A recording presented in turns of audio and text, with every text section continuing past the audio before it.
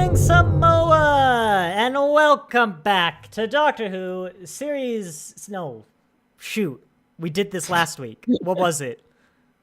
It's season 2, episode 4. I should go with series 15. I just do that count, so that way I don't have to think about it. Because the way it confuses me, right? Because series is the British way to refer to an American season of television. Because, right, we'd call it the series of Doctor Who. And this is season 2, 15, whatever. But Classic Who use season, even though that's the British way of doing it. So I assume the term season just came about after the 60s. But it always throws me off, because it feels like it should be season first. And then they corrected it to distinguish themselves.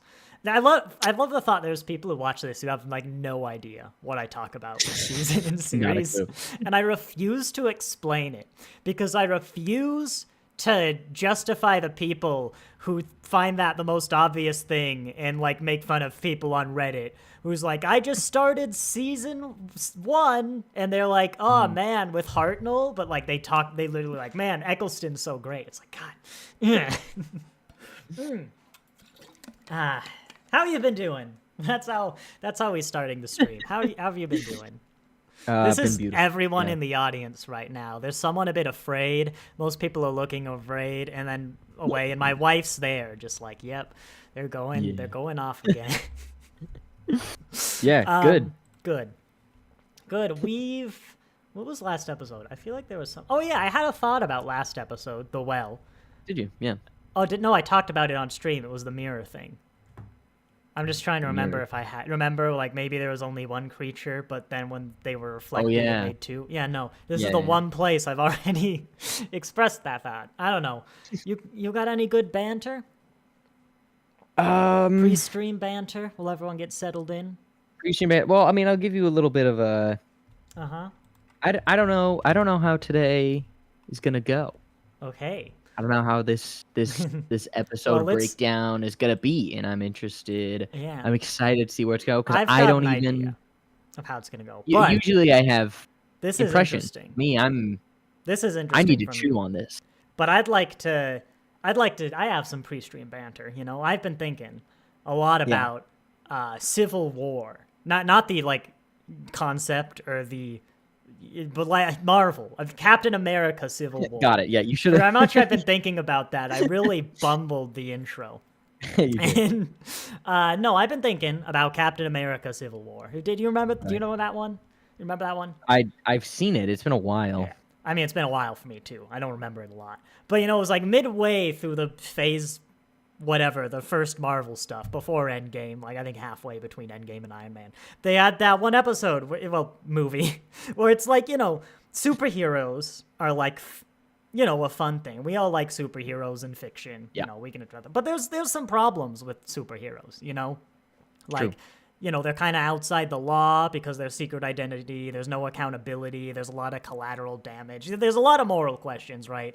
But it's like, you know, we can generally sit back and like, you know, watch a superhero movie. They're those kind of movies, you know? Yeah. But no, Civil War was the one where like the governments of the world, the UN came to them and was like, look, like here's all the horrible ramifications of like what you're doing. And like you need to become an organization under the UN because you're doing good work. Like we need you, but you need like that accountability, that yada yada. There's a bit where they're like, does anyone even know where like Bruce Banner is, the Hulk? Yeah. And then like everyone realizes no one knows where this guy, if anyone, or like purposely even makes him angry, he just like destroys wherever he is. He's like, man, if I had lost a nuclear warhead, there'd be a lot, like people would notice and there would be major consequences. And it's the big thing where Captain America looks at Iron Man looks at his history and all that and is like, yeah, no, they're right. Like, we need to do this. And then Captain America, for reasons I don't quite remember, is like, no, we shouldn't be in the government. They'll hold us back. I don't know. And it's the big Civil War. You know, it's the big divide. And that's like a huge thing, I think, through Endgame, even. Captain America's sides are like fugitives or something. But, yeah. I've been thinking about that. This episode make you think about that? Why would you think that? I just wanted to talk about Civil War. I don't know why you'd get it. Well, anyway, after the pre-stream banter, yeah, this one's actually interesting in a few ways. It's now Doctor Who banter. Firstly, I haven't watched this twice because we were very busy, and I only was able to watch it for the first time this morning. And I also, that was a few hours ago. I'm surprisingly way more hazy on this episode than I might actually normally be. I kind of am too, and I have a few opinions about that. That might be interesting to discuss. But I forgot this until the intro. Oh man, it worked. This episode is written by Pete McTighe, who I did look up that pronunciation 3 hours ago. I think it was McTighe. But that's how I'm going to choose to pronounce it unless someone can correct me. Pete McTighe, whose name I've never heard, is a name. We've talked about him before. He's written 2 episodes of Doctor Who so far. He's written Kablam and Paraxes, which we'll get into. They were in the Chibnall era. So he's a new addition to Doctor Who. He's written some other stuff. He does a lot of the Blu-ray trailers for the collection. I think he was in charge of Tales of the TARDIS, which are both good for what they are. You know, they're little shorts in the Doctor Who universe of questionable canonicity. But more relevantly, he is going to showrun the upcoming Unit spinoff, The War Between the Land and the Sea, which, that's about Unit, isn't it?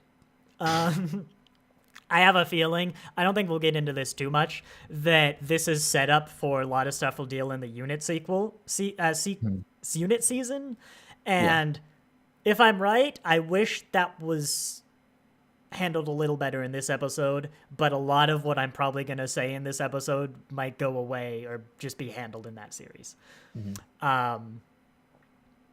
But biggest point, because this is why we've talked about him. I've had my eyes on this episode for a long time. Yeah. He is almost certainly going to be the showrunner after Russell T Davies. Now, Russell T Davies is not going anywhere anytime soon, as far as we know. But, you know, he can't write Doctor Who forever. And he's talked about how one of his big goals is to basically train a successor and get someone ready to take over. Because when Davies left in like 2000 whatever with the 10th Doctor, Moffat was like the only name ever considered. He was the first choice. He said yes. Done. Like, actually, Davies had to convince the BBC to not cancel Doctor Who because they were like, I don't know if it'll work if we change the show runner and the regeneration. I'm like, Doctor Who! What do you mean it won't work? We've done this before. But anyway, Moffat was the only name considered. When Moffat left, Chibnall was the only individual the BBC considered qualified. He was literally the only choice, which I won't go not too much into now. It sounds like a lot of BS. But for whatever the BBC considers are the qualifications for Doctor Who, he was the only one, and he had to really be convinced. If Chibnall said no, Doctor Who would have ended. When Chibnall was leaving, he wrote what he believed very well may have been the final ever episode of Doctor Who. Because Russell T Davies was the only qualified individual as far as the BBC was concerned. Like, not a single transfer has had a list of 2 names to take over. And we need to do something about this. You know?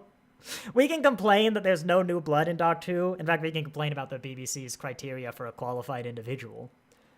But without Russell, we would not be here today. Like, whatever your complaints about him coming back might be. And so, he's setting up a successor. And it looks like Pete McTighe. Because, as I've just said, he's done the Tales of the TARDIS. He's doing the spin-off. He's writing this episode. He seems to be in more managerial roles, but also writing roles. He has past experience with Who, with Chibnall. And I don't like his other 2 episodes. Kerblam, funny enough, seems to have the opposite of the problems of this episode. We're starting to give hints a little bit of my thoughts, where it's basically the Doctor praising Space Amazon for like 45 minutes, but it also fails on its own merits, where like it condemns the villain while praising the it's the person. Imagine Amazon was alive. That's literally the good guy in that episode. It's Okay, praising Amazon for literally the same thing they're condemning the villain for. It's Yeah. But otherwise, it's a good episode. If you ignore the morality, it actually is like yeah, that's a Doctor Who episode. Now, if you ignore the morality, is a big statement. But, Paraxes, I remember a lot worse. It's like a episode about microplastics that's just kind of there. That's my memory. Yeah. I mean, microplastics that bad. It got that right. But it was kind of mid, as I recall. A lot of people say it's one of the betters of season 12, but that's not saying much in season 12. So I try as well not to let the knowledge that this is Peak McTie affect my review, Yeah. But it's important to say I am more focusing on what I believe at this point to be the future of Doctor Who. Yeah. Like we did with Moffat. It was announced he was it's very similar. It was announced Moffat was taking over for 11, and then the Library two-parter came out with River. And yeah, that one was scrutinized a lot more. It was just, the Library two-parter. So that's what the state going in this episode. Everything before this screen, I didn't know, and then everything after is tainted by my fandom. I don't know. What would you call it? My fandomness. Yeah. So that's the situation. Okay. Also, it's unique because this is, of course, our first non-canonical Doctor Who episode. I wondered if it would happen because he hasn't cried. So, just nothing in this episode happened. Well, I mean, I know. I've been waiting to make that joke ever since we had the. It is the episode where he's in it for a combined 4 minutes. Look, maybe. I don't write the rules. I just discover them. Michelangelo, he didn't make the sculptures. He got rid of the stuff around the sculptures. That's me. It might sound like. Ruby cried at least twice. I don't know. I don't really care. I don't want to spend too much time on the whole crying thing. But we set up the joke and we got to pay it off now. That is true. Okay, so let's have you go. You teased a little bit. You really don't know. Can you say anything before I scare off our viewers? Yeah. I feel kind of like maybe sort of how you felt with last episode. The well. Okay. I don't even know. I think it was a good episode. Okay. I think part of at some point I got really excited for what I thought the episode was gonna be, and then it turned out to be something else, and so I was like, "Oh, drats!" But that's kind of my fault. What do you think it was, if you don't mind? I'd like to know. It was when by the point Ruby called Unit. Yeah. And then had that scene where it's like, man, I'm messed up. I was really excited for an episode where nothing goes wrong, and we see the companion having to living with the Doctor and recovering and what that even means. I was like, that's so interesting. The kind of episode that would have made me go, right, it was Chibnall. Feel free to take over the show. Because to be fair, we blame Chibnall for a lot of the Chibnall era. He was the showrunner. But, other people wrote it. It's just the other people's episodes, no one really seems to break away from kind of the problems of his era. So there was a lot of people well, maybe it was just, something about the production under Chibnall, whether it was Chibnall or not, was affecting McTie. And so that's what this I was waiting for, is what's he look like out of whatever that hypothetical issue was. But yeah, go on. Yeah. And then, of course, the shrieking arrived, and I go, dang. Okay, there is now. But then I was kind of excited because we get to see Ruby starts being independent and acting in place of the Doctor because the Doctor's not there. The Doctor's not there, and so I was like, okay, that's kind of cool. But then also Conrad turned out to be evil, and then I was like, oh man, really? Not to derail you, but I've just seen Kate Stewart has a picture of her dad on her desk. Which you might not know. I think this has come up. Her dad is the Brigadier Lethbridge Stewart from the classics. Yeah, I recall that. I had to remind my wife. But that's fun. I told you before the stream, by the way, there was a part of this episode that made me feel old. Yeah, you did. I turned to my wife, the first scene with Kate, and I said, Alex, Kate Stewart looks older. I don't like that. because she was introduced in 11. Oh, Alex, Kate Stewart has wrinkles now. It was okay when it was Tennant. I started after Tennant. You know, but that was the fun. Yeah. Well, so once the episode did take that turn, Yes. I was worried they were going to kind of overplay Conrad being this manipulative, crazy jerk, awful guy, which he definitely was, but it didn't sink so far as to be like, really? In like So, like, corny and he wasn't like a mustache twirling villain is basically your sentiment. Like, he wasn't just evil to be evil. He kind of... Yeah, but did. It was kind of close. Like, it was, like, really evil. The, like, I'm going to pretend to love you for, like, a good few weeks, and then I'm going to be really in your face about it. And, yeah, but I was worried they were going to keep pushing that. And then they kind of didn't. But so, like... But it was really good. I just kind of got the rug pulled out from underneath me. Yeah. There was an episode of Star Trek, which I also reviewed a while ago, which I call the one about murdering babies, which is an accurate, if unfair, way to describe the episode. I don't remember what it's called. It's the Gorn one, where they murder the babies. That's what the episode's about. And I posted a very negative review about how the fact that it was about murdering babies, like, I couldn't finish it. It was just so awful. I put that on Reddit. Everyone hated it. It was like, what the hell is this baby take or whatever? Except I noticed I got like 2 DMs from people. So they had to DM me, who was like, "You're absolutely right. Like, I don't know why everyone's scary." Yeah, they couldn't show their faces. Yeah. I think this is the equivalent of that stream for Doctor Who.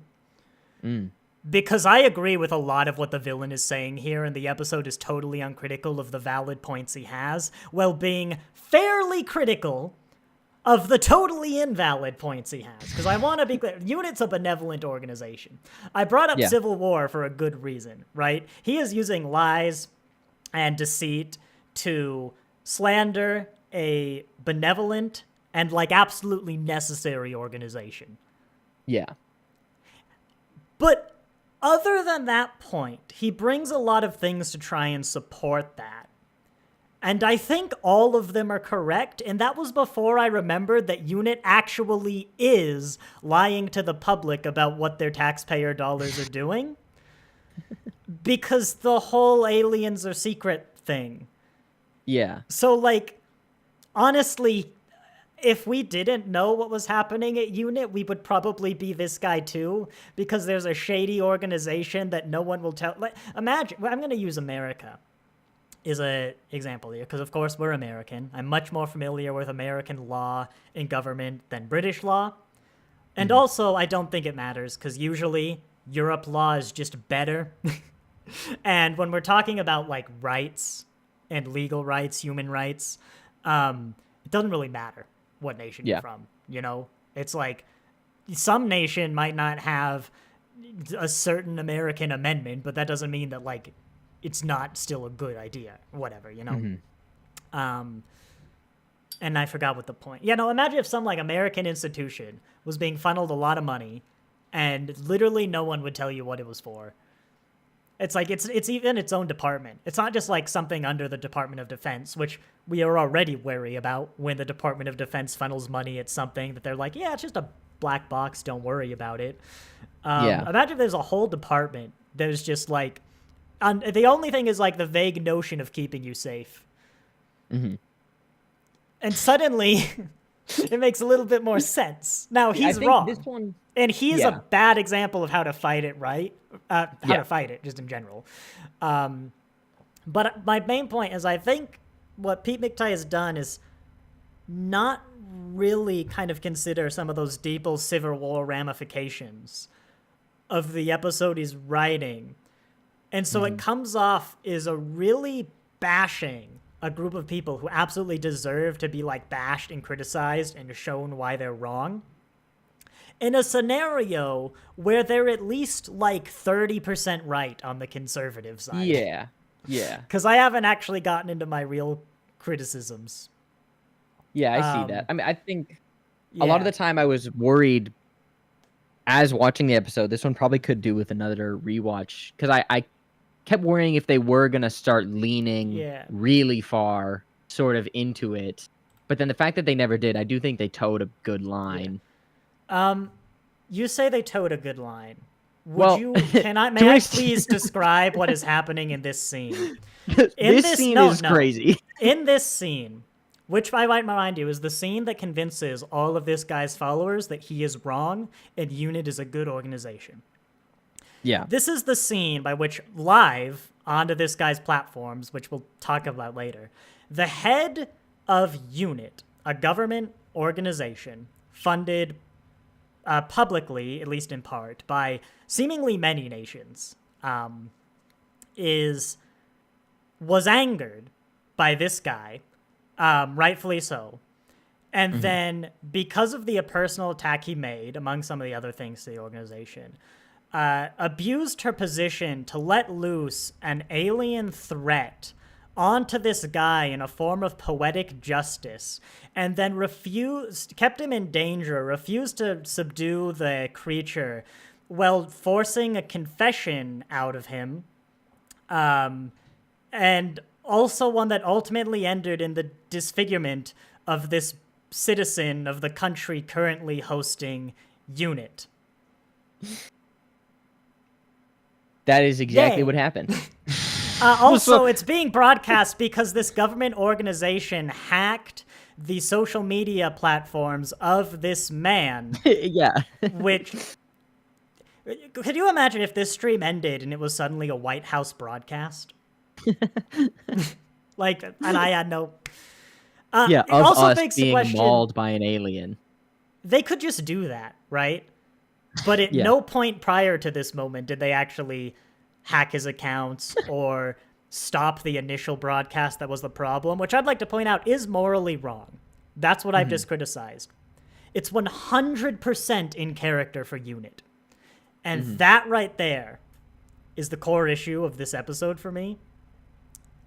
I'm struggling, I'll admit, to separate TV UNIT from Big Finish UNIT. And when I say UNIT this episode, it is always modern UNIT. Always. Big Finish UNIT is horrifically dystopian. Like, they put mind-altering chemicals into the public drinking water as a matter of procedure. It's the explanation for forgetting the aliens. And the justification is it's okay because she's had members of her staff on it for like 50 years. I bet none of her members of staff are like pregnant or children or elderly or have pre-existing conditions. But aside that, you know. But also, stuff like that is totally in character for modern UNIT. There's a 50th anniversary episode where they go to some place called the Black Archive. It's got, like, all the dangerous alien tech. It's the vault they put stuff so humans can't access it, you know? And there's a security guard there who's, like, an old man. He's like, oh, Kate, you know, going in the vault? He's like, oh, lovely, it's my first day, and, like, scans him in. And then when they pass the guy, she turns to, I think, Clara, whoever she's with, and is like, he's actually been working here for 50 years, but we wipe his memory at the end of every day. Do I actually even have to explain how horribly messed up that is? Yeah. But used for comedy? And, like, that's Kate. Kate says it. Kate is usually the one delivering these horrific dystopian lines. Like, one of this guy's main concerns is that, like, he's being held at gunpoint in the original video. What the hell's this thing? Like... I wouldn't believe this guy's confession. And, like, there's a version of this episode, and what I hope War Between the Land of the Sea is, that tackles this head on. And I think Kate was so ruthless because that's going to come back to bite her, is she just straight up abused her position. She has no oversight. UNIT has no government oversight at all. If a UNIT soldier were to execute just anyone, no one would know. Why would they? Everything they do is top secret. Like, no one even knows that these, like, things are being held in the middle of London. There's so much. The robot guy in this episode, scans the personal files and internet database of all unit employees and their relatives and their acquaintances, which is like textbook. That is straight up illegal in the EU. Yeah. I know the UK is not in the EU anymore. I don't know if they're covered by, I can't remember the acronym now. But, like, there's also an American amendment against this, the 4th, if I'm not mistaken. It also begs the question, why didn't you do this in the first place to your employee? Who I presumably I think I had to consent to a background check for my job. And I'm not a unit, so I don't even work for the government, like any government. If unit soldier signed off on his search, fine. So, like, it's this weird mix of, like, and that was just casual. Let's just casually search, like, these records of these thousands of people. Because they just do that.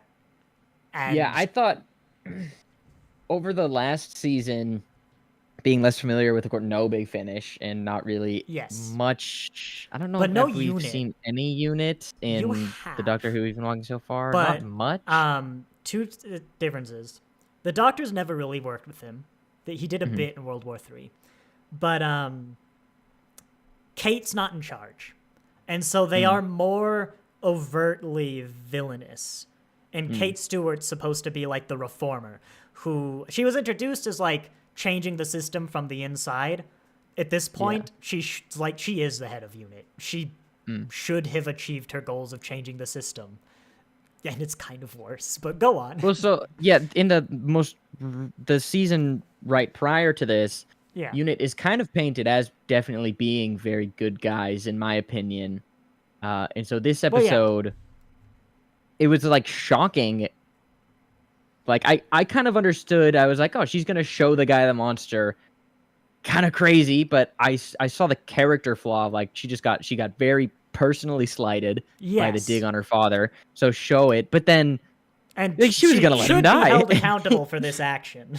Yeah, and then it kept going, and so I was like, oh, and this was like the first light. Okay. I think in the new jumping on point of who of like unit is kind of a little bonkers sometimes. Here's the thing, though. I don't think the episode is at all critical of unit. I think there's some condemnation of, like, Kate Stewart is crossing some lines here. Yeah. But it works, and she's celebrated for it. I don't think this episode is even aware that the problems with unit generally exist. And that's the big problem. Not once do everyone just flat out is like, this guy's insane. It bothers me too that they're like very early on, but like the moment they learn this guy is what he's doing, the truth. There's scenes where like Ruby and the scientific advisor, I don't remember her name, are like justifying it. Like, she's like, oh, it's I don't know, it's revenge. And then Ruby is equally confident, like, no, it's a power thing. That's what it is. Like that armchair psychology stuff that I hate. And especially because, correct me if you disagree, I think Conrad fully believes what he's talking about. Like, if he didn't, he wouldn't tell the Doctor he rejects his reality. He wouldn't, like, I just feel like there's a lot of things he wouldn't be doing if this was just some power move. And again, because he seems in a lot of ways to, at the very least, have justifiable concerns about unit. He's, like, I think he believes what he's doing. And I think you could have had a version of this episode that looked at both sides. Had, like, you know, obvious, it does, like, the bad stuff Conrad does very well. Honestly, I don't know if I'd change, like, anything about Conrad specifically. But I think you could have had the episode that also was critical of when Ruby, and we'll just call them the good guys, to avoid any political labels, the good guys are faltering, you know? Yeah. And also, I think you even could have had merit of showing underlying where the nuggets of truth in Conrad's arguments are. And then you could have told a story about how to actually kind of try and address them. And even just paint it as like not just some insane or just evil for evil's sake. But like if you can actually start to understand the arguments, you can then work against them. But I feel like this episode's kind of let's exit the realm of like not keeping the labels vague. Right now, Caden, we live in a country where the president of the United States is deporting without due process immigrants and citizens into El Salvadorian torture prisons, and is like really just saying how excited he is to do it to more just straight up citizens. From this episode, I think this episode believes the solution to that is to send Donald Trump to an El Salvadorian torture prison. And I feel like that's just a no, you know? Yeah. It's almost like, it's just like unquestionable goodness in UNIT. And it's a trend again with Kerblam, where the system, Kerblam, Space Amazon, was never really questioned at all. It was just kind of presumed to be good, despite, I'll be clear, way more like notable violations. If this was the only episode of this show you'd ever watched, it'd probably largely track, unless you happen to clock or think some of the violations they do in this episode specifically. But yeah. I think to me,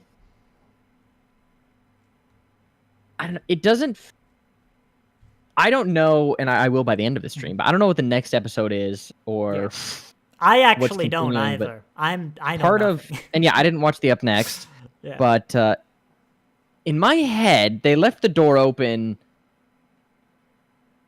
Like, the world needs to end, as far as we know. I forgot about that, actually. Yeah, they didn't. I thought we were going to build up to that. I thought the world might have ended in this episode when they started talking about if the public got a hold of all of UNIT's technology and whatever, and that's what was going to happen. But then it didn't. But then Conrad gets out of prison at the end, while collaborating with someone who is maybe important, because we don't know anything about the old lady. Yeah, Miss but Flood. She's doing something. And Conrad seems to have, I don't know. I mean, if they're not done with him, part of my thoughts of not really knowing this episode and how I feel about it is because I don't know if it's done, if that makes sense. You know, I think it's told the message it wants to. But I can see, actually, I like that somehow UNIT's technology and knowledge leads to the end of the world. Because I'd like to address for a moment another oddity with this episode that leads into your point, and I think it needs to be addressed to lead in. I'm just going to put in Discord, UNIT ends the world, because I'm absolutely going to forget that point. I wasn't really sure, and this really hurt the early part, but it was a problem throughout, what kind of the state of the world was in this episode. So very early on, right, Ruby's on the podcast, and she makes a comment like, oh, well, everyone knows aliens exist, very like offhandedly. And of course, where you are in the watch along for like the Tenant stuff, Earth is like slowly and progressively getting more and more aware of aliens. Earth gets invaded, and we remember that. Going forward a bit, that's going to continue. We'll see like near future episodes where people reference like that time the Daleks invaded or something. And you know, it's like, it's remembered. It's just, humanity just knows about aliens now. Which I always use to refute where people say like Earth can't learn, because the whole point is you can pick up a companion from the modern day and like they know they have the same reference as you. I'm like, I don't know, Donna was fine. Well, actually, sorry, Donna's whole thing was she just happened to miss all of the invasions. We haven't actually had a companion who's been aware. But anyway, then Moffat came and said, screw that. And he basically did plot things to get rid of all of that. Oh, he basically spent half his run doing that, to be honest. And in Moffat's era, it essentially just became a thing where the show, in a meta sense, accepts humanity, loves forgetting it, essentially. It's like, we just want to move on with our lives, and we will repress. Like, the aliens could blow up the capital of every city in the world, every country in the world, and we'd somehow just wave that away as, like, sewer pipes blowing up, you know? It's like, we just, nothing happened. I find that less interesting, but whatever. The point is, that's kind of been the state literally all the way through, I want to say last season. I don't know if, like, Empire of Death referenced this. And you talked about Empire of Death, where they were the good guys. I think that is a, like, very extreme situation, Empire of Death. You're absolutely right. They were, like, straight up the good guys. I don't know if they necessarily had the opportunity to, like, be bad, but... Yeah, agreed. Heck, actually, that was almost... They were too good, where, like, we can solve this problem by blowing up a satellite, but we don't have the authority. I'm like, you know what? Maybe just blow up the satellite anyway, you know? Yeah. Maybe just do it anyway.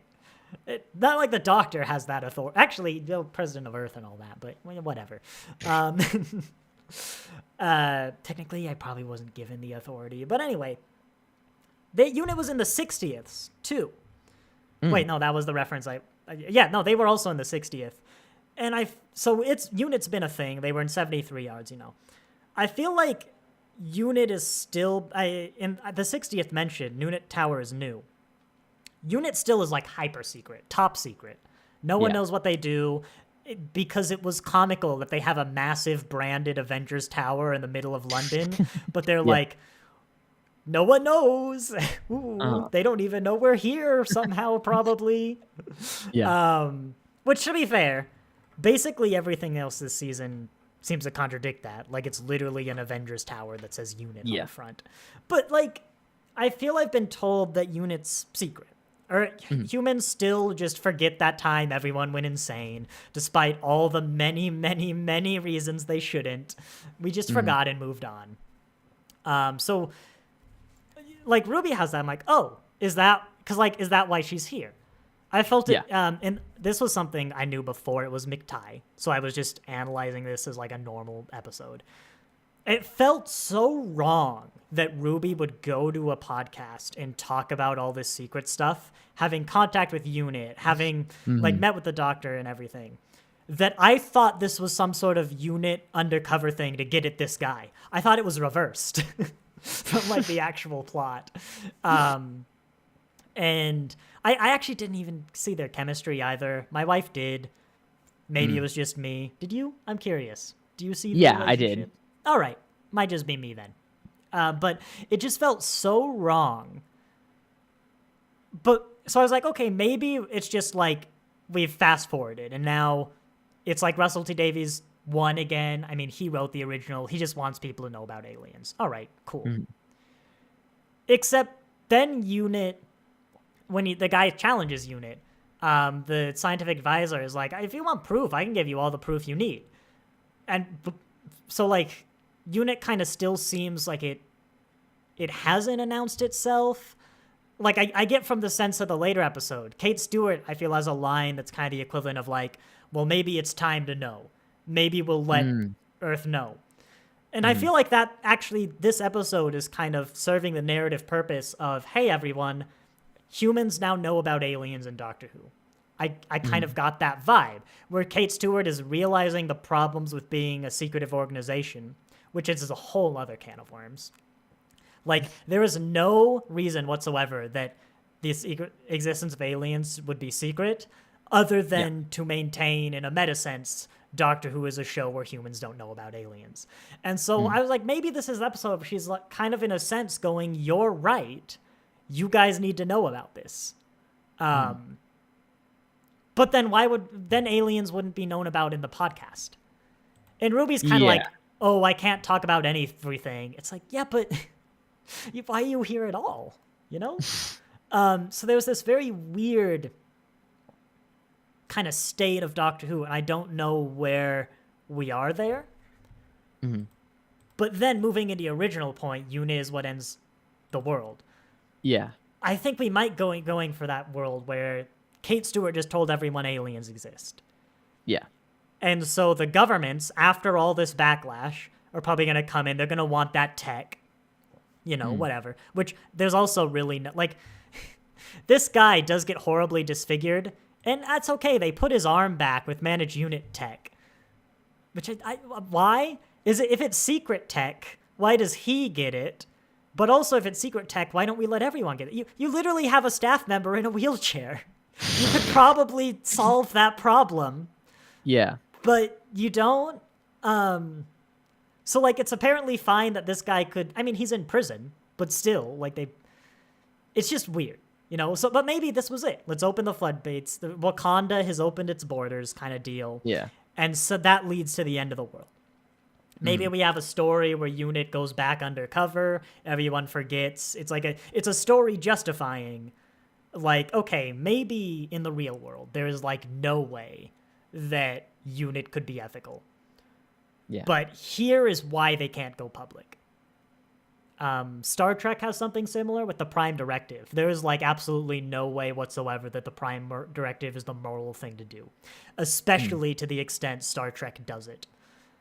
But the justification they always throw out is we used to not have it, and every time it was absolutely disastrous. It's this thing doesn't make sense. I have a video on this if you want. But it's the Prime Directive doesn't make sense. It's why it's not supposed to. This thing doesn't make sense, but in practice has shown us we need it. And maybe we're going for that, but I don't know. I would hope the Unit spinoff handles all this stuff better. But as it is, we're left with an episode that even is set up. If it is set up, why don't you have maybe Kate at the end? Someone's well done, Commander?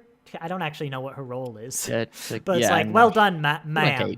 They say mom. Yeah. That's what they do, really. It's well done, ma'am. And then she's did I really? It's I went too far. It's some scene addressing it. It's he was wrong, but maybe there are nuggets of truth in there. Well, maybe, there are points. Kate may not know that at all, and so the arc is coming to that realization.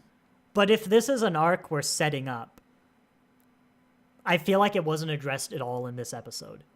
Yeah. It's my one thing of maybe War Between the Land and the Sea isn't this. In fact, it'll be interesting to see if Unit in War Between the Land and the Sea goes Big Finish Unit. When you focus on them, they have to become every single red flag in any democracy's constitution is getting just raised 100-fold, Yeah.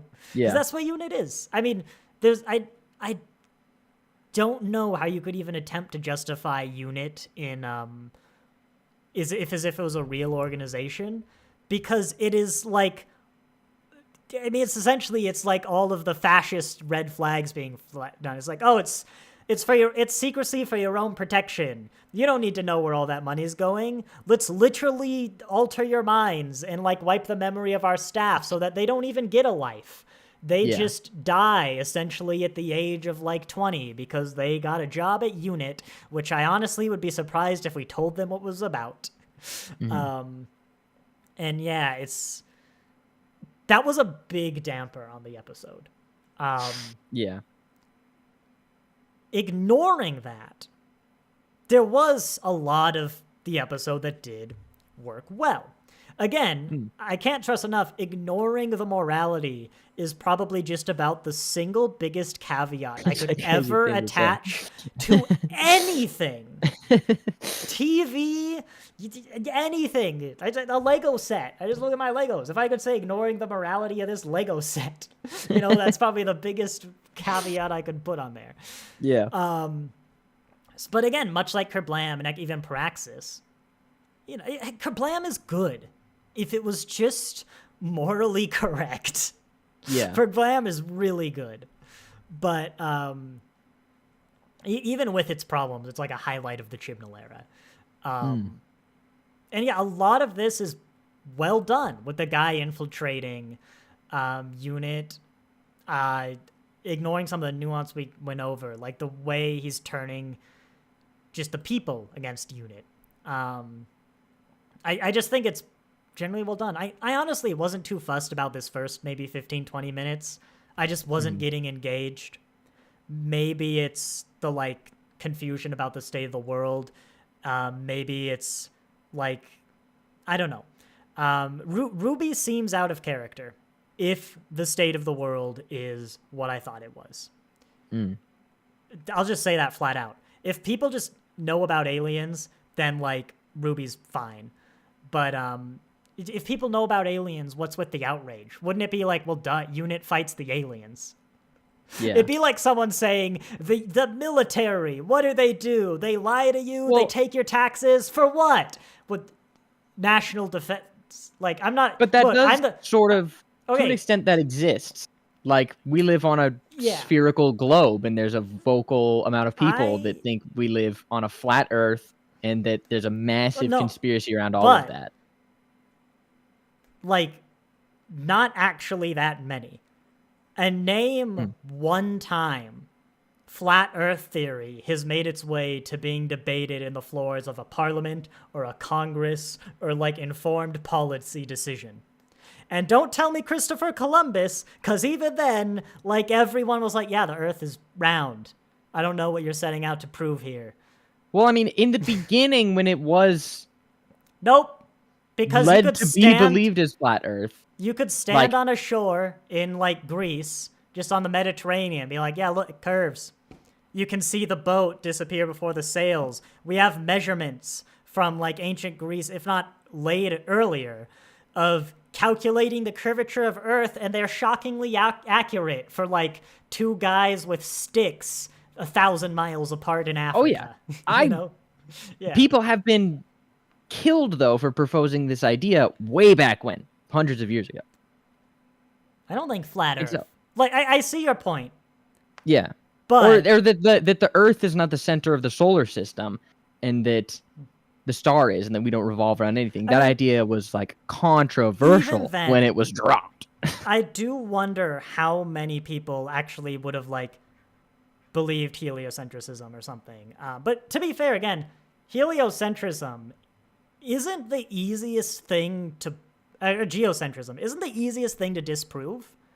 Like, you need a decent bit of like knowledge, even technology to like start doing that. It's been a while. I can't tell you like all the ways you could disprove it. And there's definitely some ways that are pretty obvious that would be confusing. Not in a modern day sense. Of course, we're talking like thousands of years ago. But hey, you said like Galileo, 1,000 years ago. I think there's things with like blood moons and even the curvature of the Earth where you can kind of work it out. But whatever. I think what I'd like to say then is one of my complaints, I don't think they do nearly enough to get like seemingly a majority of people against Unit. This video, I'm going to give them the best possible scenario and assume they don't live stream the bit where the people in costumes literally thank him. And he's like, yeah, well done. Even though looking at the frames, I'm pretty sure loads of people are currently filming the part where they're like, there we go. In fact, I'm sorry. I'm actually going to play system output for this part. Nailed it. There you go. He just said they nailed it. And there are loads of people filming that. But maybe let's say they edited it. I think he says it's live, but let's just assume he's editing it. In fact, this guy has a phone. I think these are supposed to be working for Unit. That's what, like, the video's saying.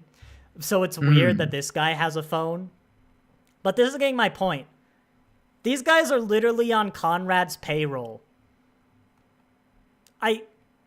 This just screams. You'd post this video on Twitter. Okay, maybe not now. I don't know what Twitter's like nowadays. But even then, like modern Twitter, I feel like I'd look at the first comment. It's like, yeah, that's like Jim John and Simbon. That's their names. And they're on his payroll. Here's like their job application. Here's their socials, their post of like going to work there. Here's the like company that probably made these outfits. And like, I'm like, See, I got a different read of the scene. okay, what do I you think thought this video is then? it was like known that these guys are part of Conrad's team, Okay. but it was sort of like a publicity stunt of live streaming, getting Unit out in the open, and like bring these So monsters and being what's like, look at Unit, and this is what it actually is. It's special effects, and look, even we can do it. They can do it too. We need to hold them accountable. oh, Like full publicity, okay, sort but of. if it's special effects and Mhm. there's someone running around, there's an alien, air quotes, running around that Unit doesn't know about. Is it so deep of a conspiracy that like Unit has another organization that makes the cosplayers? It like surely Unit. Oh, I'm sorry. You've been hearing Caden double as a system output, but you've been like, what?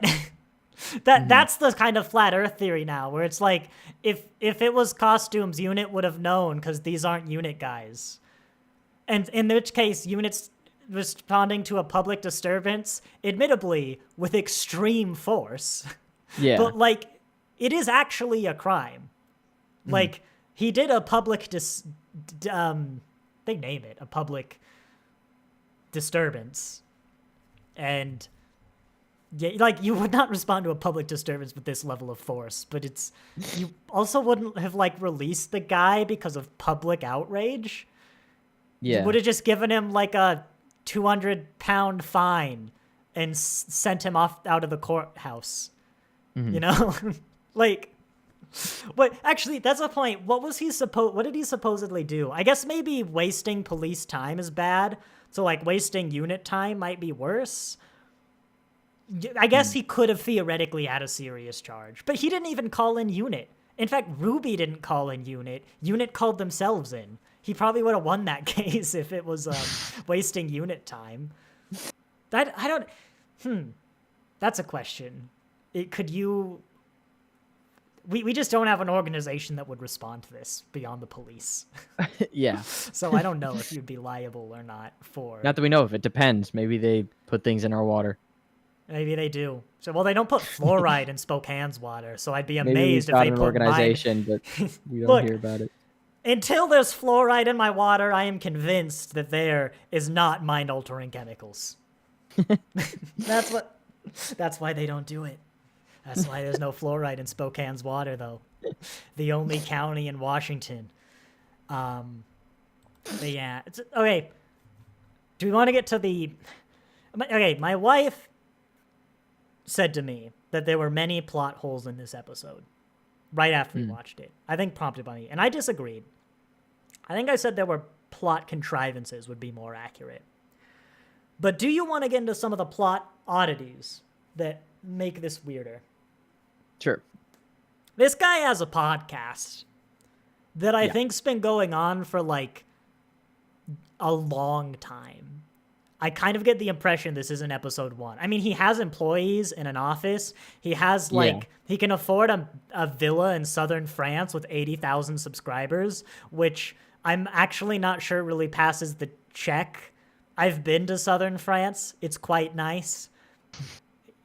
I don't know how much they're paying him, but God, it must be a hefty lot. subscription. Speaking of which, thank you, David C, for the $20. In fact, what if I had 80,000 David C's times 20? I would have $1.6 million. I guess this is monthly, though, so maybe it is. But we should get on getting you. It is okay, but it's a villa in France. It's a podcast. That's probably what, like $10 max. What's a Twitch subscription? $5? Merch, multiple streaming services, YouTube okay, membership. you know what? I'll accept it's plausible he has a villa in France. But that wasn't the critique. In addition to his home in presumably London. Actually, it's a small village. You know what? That's going to be cheap. But the complaint was, how long of a con is this? Because Unit, didn't know. That's another thing. Unit, I guess, didn't look into this guy at all, which would have been a horrific privacy violation, but would be totally in character to look at, like, the relations of all their employees, or, like, it's known they look into all the Doctor's companions. In fact, there you go. They do look into every Doctor's companion. They bring him to the Black Archive and wipe their memory, because, But, like, he couldn't have done anything bad, I imagine, after applying to UNIT, which I'll just assume is when this all started. So did he, like, instantly hatch this plot? I mean, a year ago, he found Ruby. And was that No, the doctor was when he was a kid. That's probably why he got into UNIT. But Kate didn't hire him. Like, the words were "do not trust." So was he already into, like, bad stuff then? It feels like a massive cover-up when, might I remind you, the person that you're covering up from is UNIT. Who, also did find Ruby's mom's stuff. Sorry, thank you, David C. $20 towards my villa. Thank you. I would like it in Western Italy, Northwest, like Tuscany, but, still, oh yeah, beautiful area. No, I got a nice little villa myself here with the backyard, it's in my cherry blossoms in bloom. It is true. Yeah. But anyway, I'm amazed. Thank you, David C. I was amazed to get $20 on the stream where I said I agreed with most of this guy's points. But yeah, he literally has merch for his okay, maybe it's custom for, like, this one thing. I'm giving him the, like, most benefit of the doubt possible. Although, what's this guy filling? The scenery. Just check out this cemetery, bro. Yeah, like, I feel like it's an unreasonable amount of prep work and planning. Like, he would have had to do nothing spontaneous. Yeah. And it's weird. It feels kind of almost hypocritical. I don't think that's the word, to say UNIT is bad because it does amoral, immoral things. And this doesn't make sense because UNIT should have done this immoral thing. But actually, that's not a contradiction. I think UNIT does very immoral things, and it's in character for them to do that without prejudice. And there are examples of them doing that in this episode and previously. So why didn't they do it here? Presumably it wasn't moral objection. Like, God, I love that they filmed the bit where he said... Brilliant. He's like, yeah, thanks, guys. You're on my payroll. But, okay, so this video gets posted to the internet. Yeah. And, like, there's literally a line from UNIT. It's not, we can't defend ourselves. It's like, you want... Like, I've got plenty of proof if you want it. She volunteered that. So did UNIT try and fight this with their copious levels of proof that aliens exist, and it didn't work? Is that the read? Or was that... Did Kate be like, I can't remember your name, scientific advisor, Shelley, I think?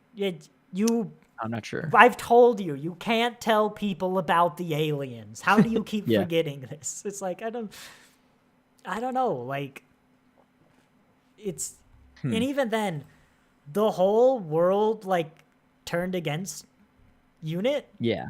They didn't even really do, okay, but, like, if aliens are secret, surely UNIT has never claimed to be fighting aliens. Like, why would anyone think UNIT has anything to do with aliens? I mean, yes, Ruby did just go on the podcast, but why would anyone believe them if UNIT's alien stuff is secret? So, like, is there copious amounts of proof, or is it all buried? I don't know. And so it makes it hard to take your, like, UNIT lies guy. Is he genuinely, like, a concerned citizen? Is he like any liberal whistleblower I've ever seen?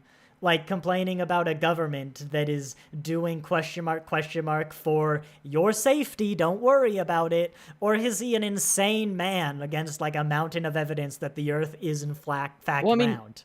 I think, kind of like Ruby said in the podcast, everyone knows aliens exist, but there'll always be people, I don't remember the exact words. Okay, there'd be those weirdos, those flat earthers. Yeah. So, like, why are those flat earthers big enough that Parliament is debating whether or not UNIT should get funded? Yeah, that much. I mean, maybe they converted. Maybe Yeah, but then were they all idiots?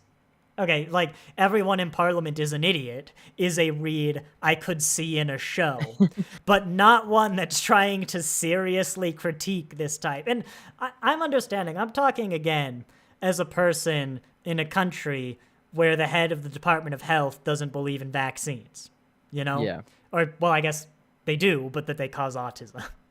But they, like, that whole thing existed before he became the head. This is a new issue. So everyone had been elected to Parliament, presumably an ordinary person. In fact, I think this Parliament is like not the Conservative part, or the Tory. I think they're the Conservatives. It's the other one. As I said, I don't follow them too much, but they finally got out because of the... Look, if you've not paying attention, it's been a mess in the UK until quite recently. But, like, so did everyone elect a flat earther without, like, realizing, just by coincidence?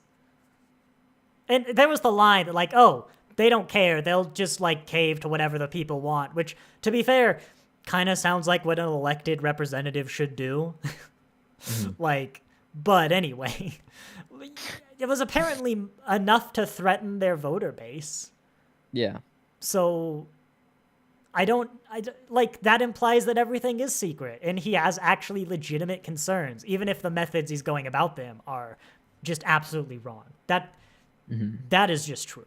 This is not like, well, the thing is though, if everything Unit did was secret, he wouldn't have to go to this extreme. He'd just have to point at Unit and be like, what are they doing? As I said, it's the equivalent of a new department. It's like, what if you never knew what the Department of Defense was doing at all? Like, you didn't even know how many soldiers, you didn't know where their budget was kind of distributed. It was just a blank, like, biggest expense of the country. Yeah. You never knew what they did. There was no accountability, no anything. It's like, I'm the last person to say, like, anything good about the Department of Defense. But that's leagues better than what Unit would seemingly be. Yeah. 92,000 views. I mean, I guess he is pretty big, actually. There's a lot of people. 92,000 views. I mean, well, 80,000 followers. I don't know how podcast financing works. Maybe he also gets ads, and that would actually be a lot from his ads. So, you know what? I'll accept it. He just has a villa in southern France. A villa. Is his mother secretly... Like, did he ask his mom to pretend to be dead? Was that the payment for the house? Because Ruby could have, like, encountered that information. That presumably wasn't secret. And now like I his mom being accept alive? that she just wouldn't encounter that information. Yeah. But I mean, yeah, it's possible, but... Like, her family probably would have. But, you know, maybe she didn't bring it up. Whatever. I don't think when you walk That's into a all right. relationship with someone and they say their mom's dead, you're like, prove it. Well, I went to your Facebook page and I saw you were friends with your mom. It looks like she lives in a villa in South France. Like, she took a Okay, picture yeah. yesterday. Who's this woman? Actually, now that I've said it, it's absurd that, like, Ruby wouldn't have known her mother. If she actually did, like, look him up, which the episode seems to imply she did. Cherry's got that line about, like, oh, don't pretend you didn't look at the picture. If my mom had a villa in South France, I'd probably visit. Especially if I was in England, and it'd be easier to get to France. You know? Yeah. I say that fully aware that I've never gone to Florida to see mom. But, you know, it's true. It's only been like a year or two. So I've been busy. And also, it's not a villa in South France. In fact, True. it's under construction, isn't it? It's not a great place, It is as true. I understand. Yeah, but it will be. Yeah. It will be. It will be. But it really isn't at the moment. No. Unified intelligence. Honestly, the more we see about UNIT, the more I'm like, yeah, that's fair. If I was the UN, I wouldn't want to be tied to this. Yeah, I mean... Well, yeah, it's sort of then moving... This is sort of a steer in a different direction. Okay. And it was sort of back to the initial, like, what we started talking about at the stream. It is kind of two different episodes. Because as we're going through the time bar, we spend a lot of time not knowing that Conrad's the bad guy. half the It's episode. half, yeah.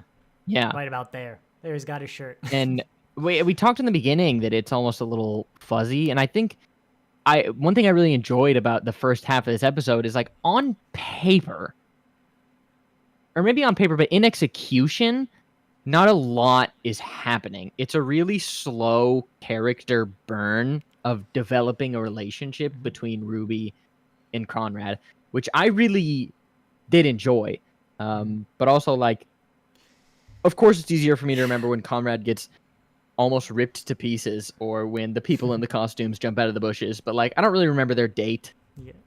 If you're not sold, by the way, replace this scene of Lethbridge Stewart and this guy, and replace it with a police officer and just some guy on the street, and suddenly it reads a bit different. Oh my God, is that the Orphan 55? Wait, hang on, is this the Orphan 55 mask they've reused? Freaky. Hang on. By the way, every time Screech came up in the subtitles, I read Shrek, and it was very distracting. I just wanted to share that. Okay, so this bad guy, right? The Shrek, and this. I think we're reusing some costumes from Orphan 55 of all things. Here we go. I can get this better. There we go. Yeah, that's definitely. I see the pieces. I see the mouth for sure. Those teeth I probably reused. I think but that's fine, you know. Yeah. But of all the episodes, you know, I didn't notice the first time. Yeah, as you were talking about it, I was trying to figure out how I would fix this episode. Because I really do think you need this time to dedicate to the relationship, right? Yeah. I think the fact that Ruby was betrayed is a big part. You could start the episode where, like, that was the giggle, actually, but like the giggle, everyone's already against Unit. Because of, like, the toy maker stuff. But that would be, like, fundamentally different. But I think you need, all the complaints I'm talking about, I think it's just because you need more than 25 minutes to really do it justice. Even just a line or two would have gone miles, you know? Like, just signifying you're aware of it. But I also don't think, like, a two-parter's the solution. Even ignoring, you know, the episode count constraints. If it's even less. We spend, like, 16 minutes? It's like 15 minutes of him actually being a villain, because now he's in jail. Now we've resolved it. It's that. It's like 15 minutes? Yeah. You can't do this plot in 15 minutes. But I don't think a two-parter's right, because you can't really do the relationship. This is not an episode of Doctor Who. Especially one in which Ruby isn't even the main character of the show. You know? So, I don't know. I think, honestly, the fix is I'm getting a Unit spinoff. I'm going to set the seeds, and I'm really going to delve in there. You know? And I'm going to acknowledge that Unit has problems. And maybe this fundamentally changes Land and Sea. God, what a bad title. But it is, we need a new name. How is the Unit spinoff a significantly shorter title than, like, anything else you could say? The war between the land and the sea. Yeah. God, you should have been ashamed to even think those words. Doctor Who community has a habit of writing just the letters. It's like an acronym of an episode. God, that one's so bad to type. And even just reading it, it's like, Tawalabananasa. It's like, did it take you 5 minutes? Like, wow. Yeah. I remember the first time I watched 73 Yards, I was hoping that somehow they looped and integrated a little bit of the unexplainable what even the heck just happened. And in my head, the getting Conrad out of prison and doing so by interacting with this big mysterious character that we've been dancing around for forever at this point. Haven't even got to that scene. In my head, it's like there's a door that is open, however slim or wide, to touch on some of the things.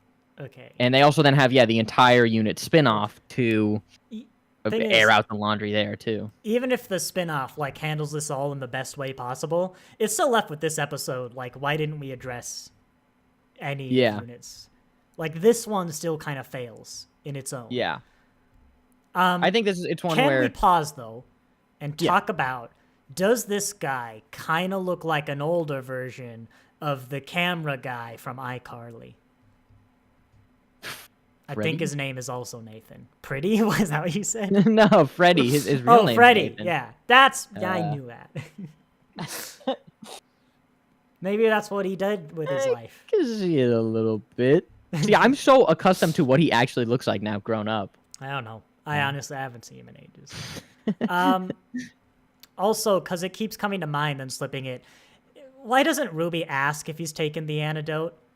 I get maybe she doesn't want to make him afraid, but like, he's almost certain, if he hasn't taken it, it's a serious problem. If he has taken it, there's nothing to be afraid of, and she can do the whole PTSD spiel. Like, even from a meta writing perspective, this guy wants Unit to show up. That is his goal. I do kind of like that it's Kate, rightfully, being like overcautious and sending Unit in anyway.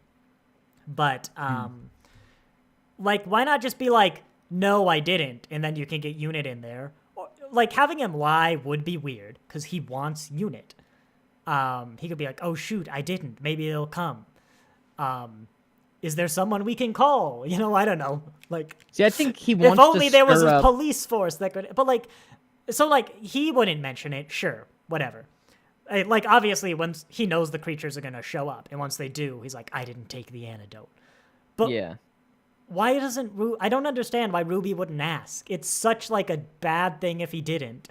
And there's no downside regardless of what the answer is. Well, I mean, I don't think there's any reason for her to assume he wouldn't. Well, what about all of the signs of the creature stalking the prey? Like, it's just a hey. Oh, you mean like in the bar? Oh, yeah. Like, because when she sees the things, why doesn't she ask him? Either he hasn't and you don't ask, and everyone dies. He hasn't and you ask, and you might save a lot of lives. He has and you ask, and you still tell him about how you think you're always on edge and might have PTSD, which actually was handled very well and much better than in Power of the Doctor. That bit was, I liked that. I think it's just, I mean, it kind of makes sense. I think she trusts him, and in her brain, he has. So it's just known that he did take the antidote. I suppose. It just, the fact that from a writer's standpoint, Metaspec, you could have had that scene bothers me. Yeah. But I do understand, like, showing how much she trusts him to make the portrayal that much worse. I can get that. If they were just at home, I think I would have let it slide.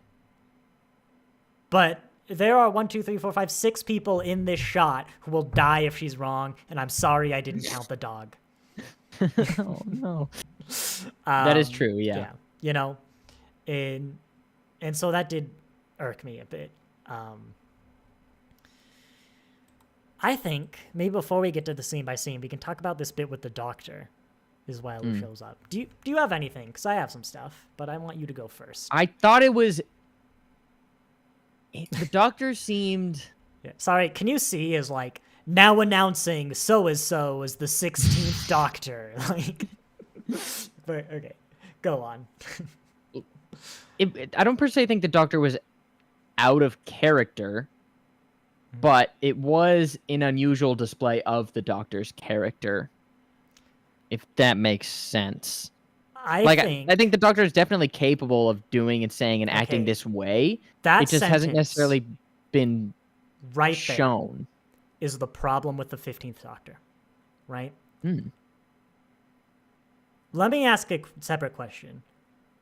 Early at the end of season 1, I think we both had this sentiment. We were talking a lot that you couldn't rank 15 because he doesn't really feel done yet, right? You haven't really got enough of a vibe for him.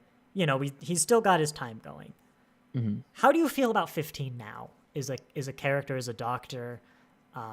Could you be? I mean, ignoring the fact you'd like barely know any other Doctors, could you be like, yeah, he's my ex-favorite. This is kind of what he's about. This is his deal. Is that including this episode? Sure. Does it change? Is it different? I guess. Well, I think, yeah, an episode before this, I would have said I can see the consistency through his character, but then this is the first time, I think, where there's a different angle. Interesting.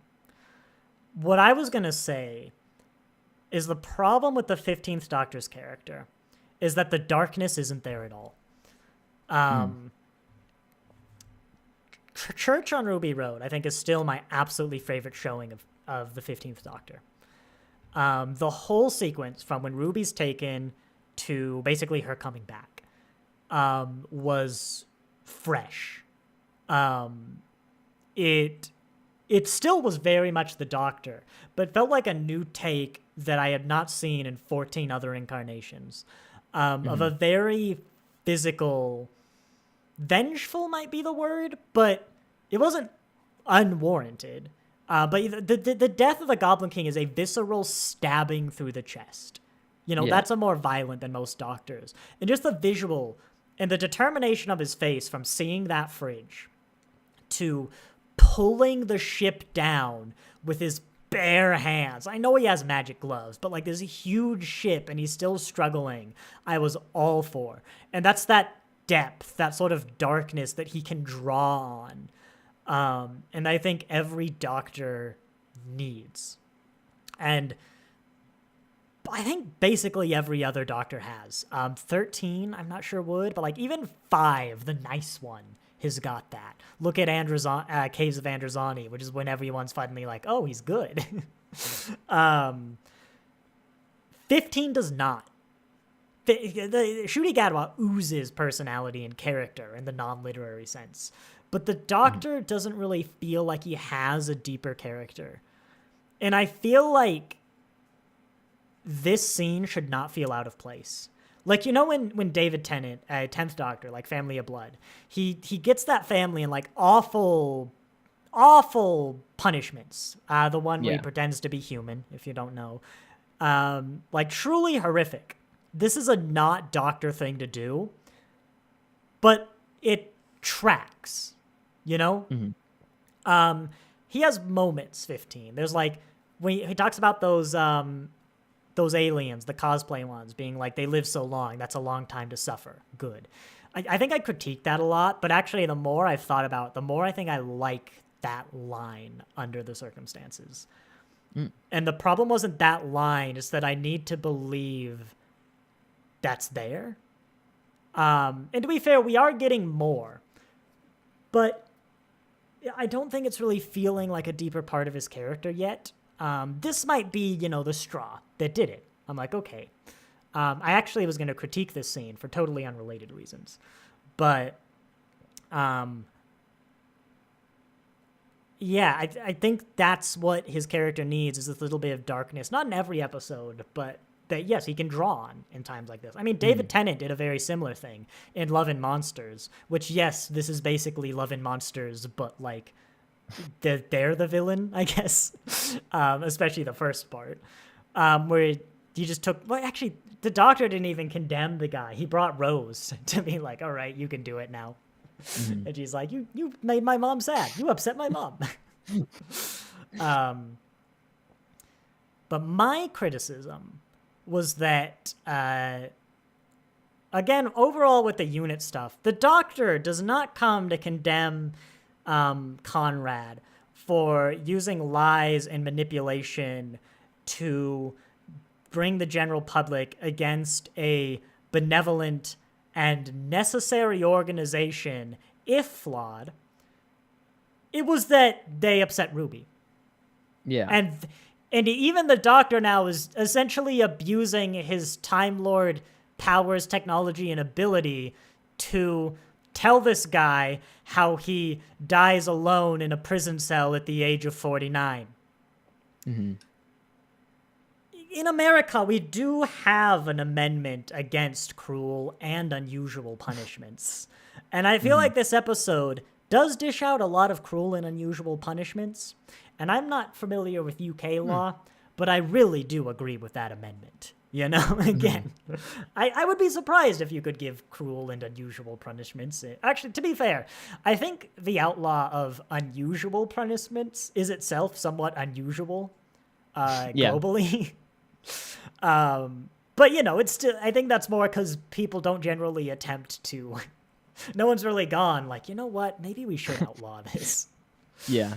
Although it makes me wonder what the British Empire may have done to American colonists. I guess shipping someone halfway across the world is somewhat unusual as far as You could say. punishments go. But yeah, it's like, it's just that he made Ruby sad. It's like, that's Yeah. the problem you have. Is, you know, I mean, fair. That's one of his grievances, is he emotionally manipulated Ruby, who, you know, he kind of like put out an APB on, and I guess Ruby found that kind of hot. But I don't know. I don't know. That's two people who've told me they like the relationship. It's probably just me or something weird. Maybe it's like knowing it's Pete McTighe and being like, what's the future of Doctor Who? I'm not, I'm worried about the future of Doctor Who if his trend is like 2 out of 3.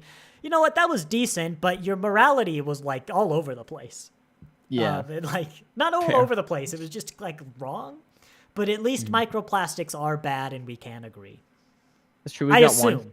I don't remember Paraxis much. Maybe microplastics are good, but I'm pretty sure they're not. Crossing our fingers. Well, actually, I hope they're good, you know, in a real world sense. That'd be great if it turned out That would be microplastics were good. convenient. That Yeah, would be convenient. perfect for us. Yeah. Yeah, I am pro microplastic. I want them to be good. David C. Since when can the TARDIS materialize around someone? The 10th, at least 11th Doctor, maybe 10th. Actually, 4th. The TARDIS materializes around an actual London police box. Oh. You might be able to get earlier than 4th Doctor, but it has actually happened a while. 11 does it a lot. He does it with Amy, Rory, and Rory's dad. That's Invasion of the Dinosaurs. He does it... it happens in Witch's Familiar, Magician's Apprentice. It has happened a while, but yeah, that's just something that's been established. However, what hasn't been established is how you can fit a TARDIS in that prison cell. Like, it materializes there. Well, I mean, maybe it's the angle. It just looks... He's standing right there. Now, yes, the TARDIS can change its shape. The chameleon arch is broken. You could probably see, like, that's how. But also, maybe just give him a bigger cell or put the bed somewhere else. Maybe the corner that the tripod is in is very spacious. There's a reason you don't see the materialization from the outside, and it's that it's impossible. Yeah, I buy that. So, you know, in terms of like the next showrunner, there's a worrying morality trend. There's a worrying, not necessarily plot. I'll give this one's a plot hole. But a worrying trend of plot blemishes. The structure is, you know, there's a lot of good in this structure in the end here. And so I feel like I'm kind of getting a vibe of what a McTighe era might feel like. And I'm not looking forward to it again. But maybe the Land and the Sea will be incredible. I don't know how many times we can keep maybeing ourselves. And maybe we're wrong. Maybe it's not Pete McTighe. Maybe the show gets canceled before that can ever happen. As I said, Russell doesn't seem to be going anywhere anytime soon. I doubt, unless like his health gets very bad. I don't see Russell T Davies leaving before there's someone who could pick up the reins. Yeah. You know? I don't know. I kind of feel like he probably wouldn't have done it if literally anyone else was available. Because he obviously cares about Doctor Who. He wants it to go on forever. But we'll see. Would I rather Doctor Who gets canceled rather than have Pete McTighe as showrunner? I don't know if it's... I got through Chibnall. I don't think it'll be worse than that. But maybe we learned that actually it was Pete McTighe who was the problem all along. No, because however, I did see a Reddit comment of someone saying this was an amazing episode of Torchwood, and I agree. If this was a season 1 episode of Torchwood, I would have been like, yeah, that's Torchwood being Torchwood. Yeah. But also, that's kind of my problem with Unit. Is I know you won't really gel with this a lot. But Unit nowadays, since honestly like 2005, but especially now, this specific era, and even a bit of like Moffat actually, Unit has felt more like Torchwood, like the bad Torchwood, than Unit. And Torchwood was bad, like morally. Even like Captain Jack's Torchwood was intentionally gray, you know? Yeah. Which wasn't a problem, but like this episode kind of painted Unit as just white. It's just pure and good because they do good work in like their goal, their main thing. I agree. Let's make sure Earth doesn't get conquered by aliens. But even then, they're dishing out these punishment. Look at this cell. Actually, okay, maybe this won't track. But I wonder how many countries this cell would be illegal. Who's arrested him? I imagine it's a permanent punishment, especially given that arm. A life imprisonment for maybe invading Unit. But is he in a Unit facility? Again, that arm, I assume so. Unit, I mean, a lot of the aliens we face are sentient, intelligent beings. Even. Not beings, but beings. And so, like, are those prison cells legal in any civilized country? What about the one the alien was in? Like, probably not. I imagine. Does he get visitation rights? Like, I'd imagine that's a big ol' hell no. Yeah. But, you know, in Unit, they're the good guys. Yeah. Yeah. We can see. Did he go to court? Was there due process? No, I don't know. Probably not. Although I guess Miss Flood is dressed like a normal English police officer. So maybe it is. I mean, maybe he's in solitary right now. He got in a fight in the arm? cafeteria. What is this arm, though?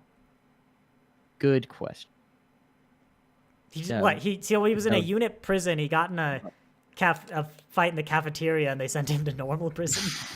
Yeah, they didn't want to deal with him. They don't have solitary in Unit. Yeah, there we go. Yeah, that's got like that's got the crown on it. This is gonna be some actually British jail cells. So, but yeah, he did have attempted murder, or at least assault with a deadly weapon. I mean, he shot a guy. Could they? They probably could prove that. But like, also, they could have probably proved that everything he was saying was wrong, or like hacked his social media and put a deep fake of him like recanting it as they like kidnapped him and put him in a black site. Because honestly, that tracks with Unit, and that's the problem. Maybe kidnapping someone and putting them in a black site is a little far, but Unit just like suppressing them is like, yeah, and classic First Amendment violation there. That one's important in most countries. Yeah. We've never actually did a scene by scene. Yeah, the format on this one's been a little different. We want to skim.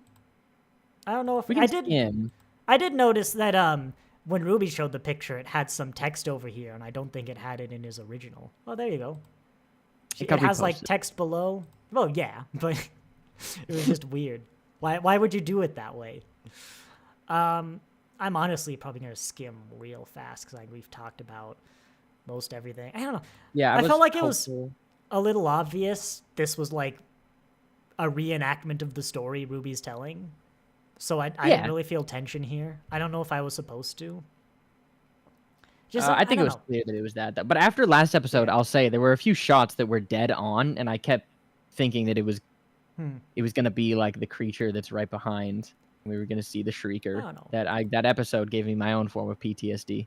this first half just didn't click with me. See, I loved it. I would have loved There a you whole go. episode where we see how a companion gets through life after the Doctor. Love and Monsters. Yeah, it's great. No, I mean, that's actually a really interesting premise. I guess the problem is, like, what's the episode about? It could be that PTSD episode, but okay, so Power of the Doctor, the 13th Doctor's final episode. It was the 100th anniversary for the BBC. That had a scene at the end where all the Doctor's companions, who were both still living and on like modern day Earth, plus Mel, don't worry, she ended up getting to modern day Earth. She took like a Zoomer or something, and you didn't ask what a Zoomer. I don't know. I'm getting lost track. They basically had like an AA, like a support group. That's the word for former companions of the Doctor, and it was a very like it felt like a support group. Like the shot, the atmosphere, it's like a bunch of people who are in some manner suffering and like kind of awkward because they've come to the first meeting of a support group, you know? That's the vibe. And I assume that's what a support group is like. But it's kind of weird because most of these companions, especially in EU, but some on screen, have had like lives we've examined from like well beyond, you know, decades ago. They were a companion of like the third Doctor. I think Joe Grant was there. Actually, Joe Grant's a great example, who according to like EU, the show, the Blu-ray stuff, is essentially some sort of eco-warrior nowadays. After being a companion, the Doctor is like traveling the world. I don't think they have a permanent home, and they're like fighting injustice, animal rights, you know, loads of like essentially a real world Doctor, you know. And it's like, why after sort of like 50 years of being okay are we in a support group? And why a support group? It was almost pitched as like, hey, maybe we could like get together with some people who've been to with the Doctor. One of the Ruby's complaints, despite presumably knowing about this group from Kate, was that she can't talk to anyone about it, which was another weird plot thing. But like, why isn't it just like talking about the stories, getting the updates and all that? But Ruby worked very well because like she's a new companion, you know, and of course it's sensible that they'd be affected. But the point is, like, even in the show, the people with the Doctor for like, you know, Amy and Rory with the Doctor for like 10 years or something. They're not in that group, but they never really seem to get any sort of trauma from it, which I think is also an acceptable take. Not all soldiers get PTSD, you know. But so I think it's much better to do with Ruby or even Belinda. Belinda could be a really good one to do it with, because she's an unwilling traveler. But yeah, generally, I think you just run into a problem with like, what's the plot? Is it literally just their life? Like literally nothing happens, or for some people like myself, I love slice of life stories. So a story where nothing happens, I would eat up. Yeah, but it is like one of those episodes where it's like, kind of want it. I mean, Doctor Who, that's not what Doctor Who is. The best but one episode of Love and Monsters are the bits where nothing happens. Like that's the best part by far. And like you could still have like a mini plot. Maybe it's like one of Joe Grant's eco warrior adventures, you know.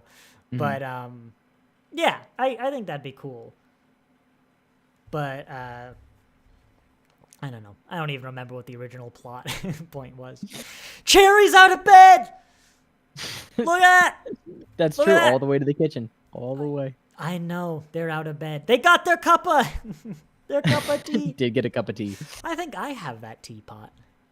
It's a good teapot? I think from Mom, actually. But yeah, I did like that Lucy Miller over here was Ruby's other mom.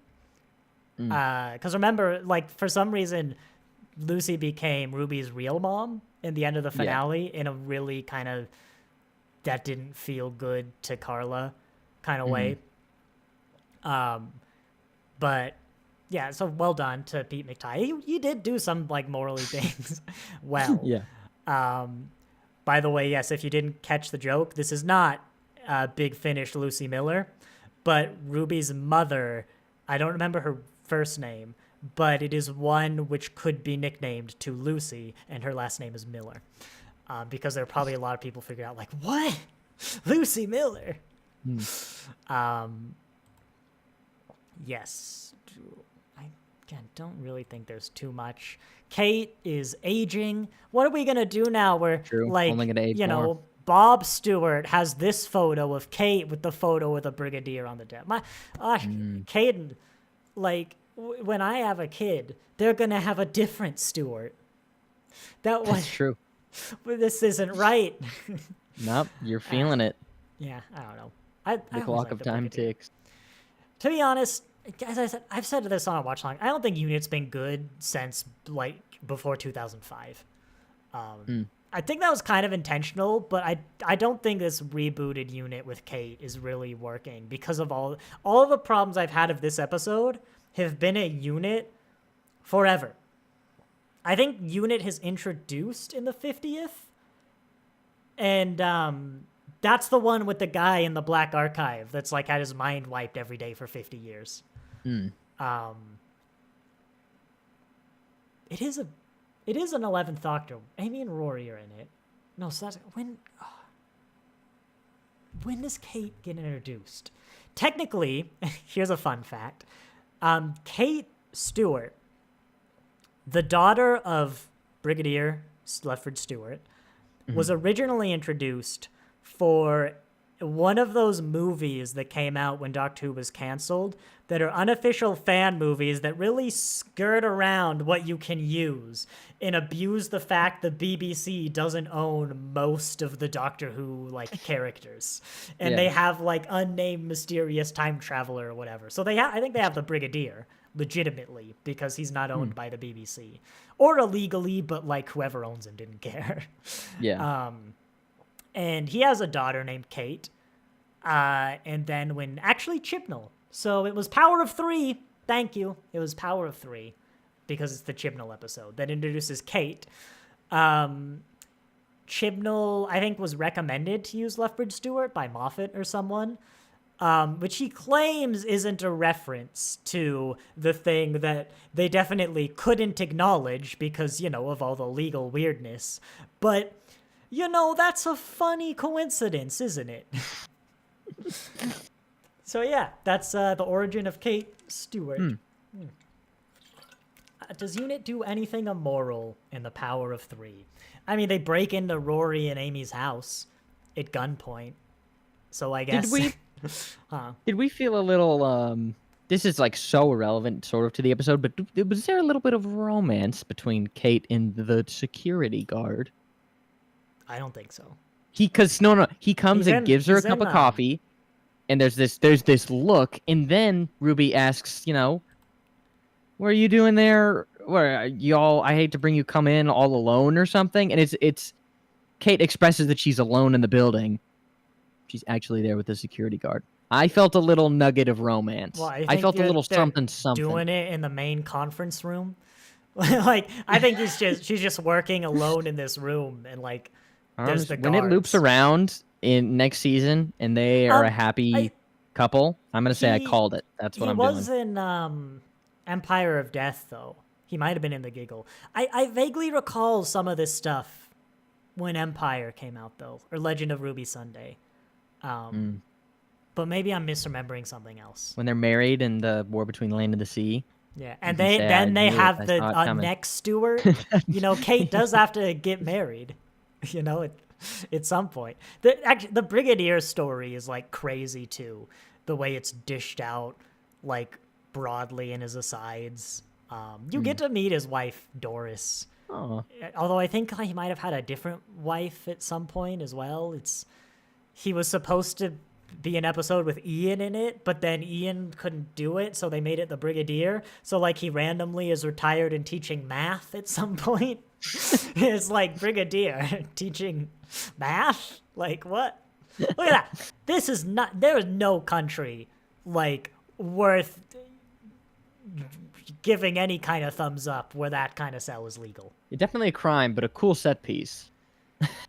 Look, when your whole point episode relies on Unit being like good and all the complaints against it being bad and irrational and dumb, I don't think a set piece is worth, making that sacrifice. It is funny how it does appear to be right behind the main room, though. Yeah, they keep them close, What is this naming scheme? Good question. With so much wasted space, too. I'm right about these taxpayer the dollars that they aesthetic. mentioned. Like, does Unit need this much money? But look at how cool it looks. You might say, what if Unit's got a big creature that I guess they flew up from the helipad? Very, very covert. And I'd say, what about the tiny doors? TARDIS. Well, then why isn't the hull a TARDIS? The doors are bigger when they open. Why isn't the hull bigger when it's needed? I don't know. I don't think Unit has TARDIS technology. Drats. Again, this was a weird structure. Weirdly, there haven't been pushback against the stream as much as I thought, or no one actually bothered to complain in stream. Like, by the way, I did clock Ruby was still living with Carla, which was a detail I liked. She didn't just move with her biological mother. Although, screw the dad, I guess, who they did meet. Wasn't that a thing? Yeah, it's like, yeah. oh no, she thinks she found the dad. Maybe it wasn't the dad. It was just someone else. Some guy. Just some guy who had a really, rough time. And then he was like, you're not the father. I don't remember what the point was. We got the American news lady. Living with Carla. So that Yeah. was fun. No, there was something before that. Oh. We're at Trinity. There she is, Trinity Wells, who, come to think of it, probably looks much older than Kate Stewart does. But the difference is Kate was introduced around the time I started watching. Still before me. Actually, I've said before, when Jodie Whittaker came along, that was when I caught up, was Woman Who Fell to Earth. That was the first one. Even then, I bought the Blu-ray, so technically Spyfall is like the first time I watched them as they came out. But, season 11 was when I got caught up. Is the implication, though, that Ruby's watching this American show on her TV? She's cultured. She likes Which across the sea broadcast. also note a fictional show with a news broadcast that doesn't look fake. Remember we talked about this British law where you can't Yeah, I remember that. maybe the black bars count, but also the BBC hasn't had a 100% batting rate with that one, let's just say. Not too much. Oh yeah, and then the guy doxed everybody who works at Unit, which Yeah, that was I don't crazy. know if that is a crime. I assume it's also a crime. I remember that. I forgot about that. Look at that. That's the biggest thing in the skyline by far. Yep, very apparent. I don't know. It's just funny. I'm shocked about something. I'm gonna leave it on that one. Yeah, I think I'm basically done. I'm sure I had loads more critiques. If we just did a watch along of this, but yeah, I had issues. I said, but by the way, the fandom loves this one. It was all positivity, and just as I expected. Honestly, they don't see that they don't have to kill the babies. It is. That's what the episode is about. It's an episode where they kill the baby Gorn. That's the plot. That's the plot. It's an episode about killing babies. Try and tell. It is a cruel and unfair summary. But don't try and tell me it's inaccurate. It's an episode about killing the babies. And then no one ever questions this. It's just yeah, we should kill the babies. All right. Alex was tired today. but they said a 6, which I will point out I think is bad reviewing etiquette, because they said they were confused because on the one hand they liked a lot of the episode, but on the other hand it made them angry, and they know it's supposed to make them angry, but they didn't like that, and that is fair. You know, I kind of feel it's supposed that, to make you angry, but like if you don't want to sit down and watch an episode about like, you know, if you're coming for escapism, not escapism could be real bad. Caden, do you want to rank it? Will I get IMDb up? I mean, I gotta really think about what I want to rank it. Because it was a good episode. You've really been enjoying this season. Yeah, but I I've been think pretty good too. That could probably be higher. I mean, if Robot Revolution is a 6, I could You give this wanna- a 7. A 7? There's a question. Is this better than the Robot Revolution? It's a To me. better structured episode. The Robot Revolution doesn't have like moral problems.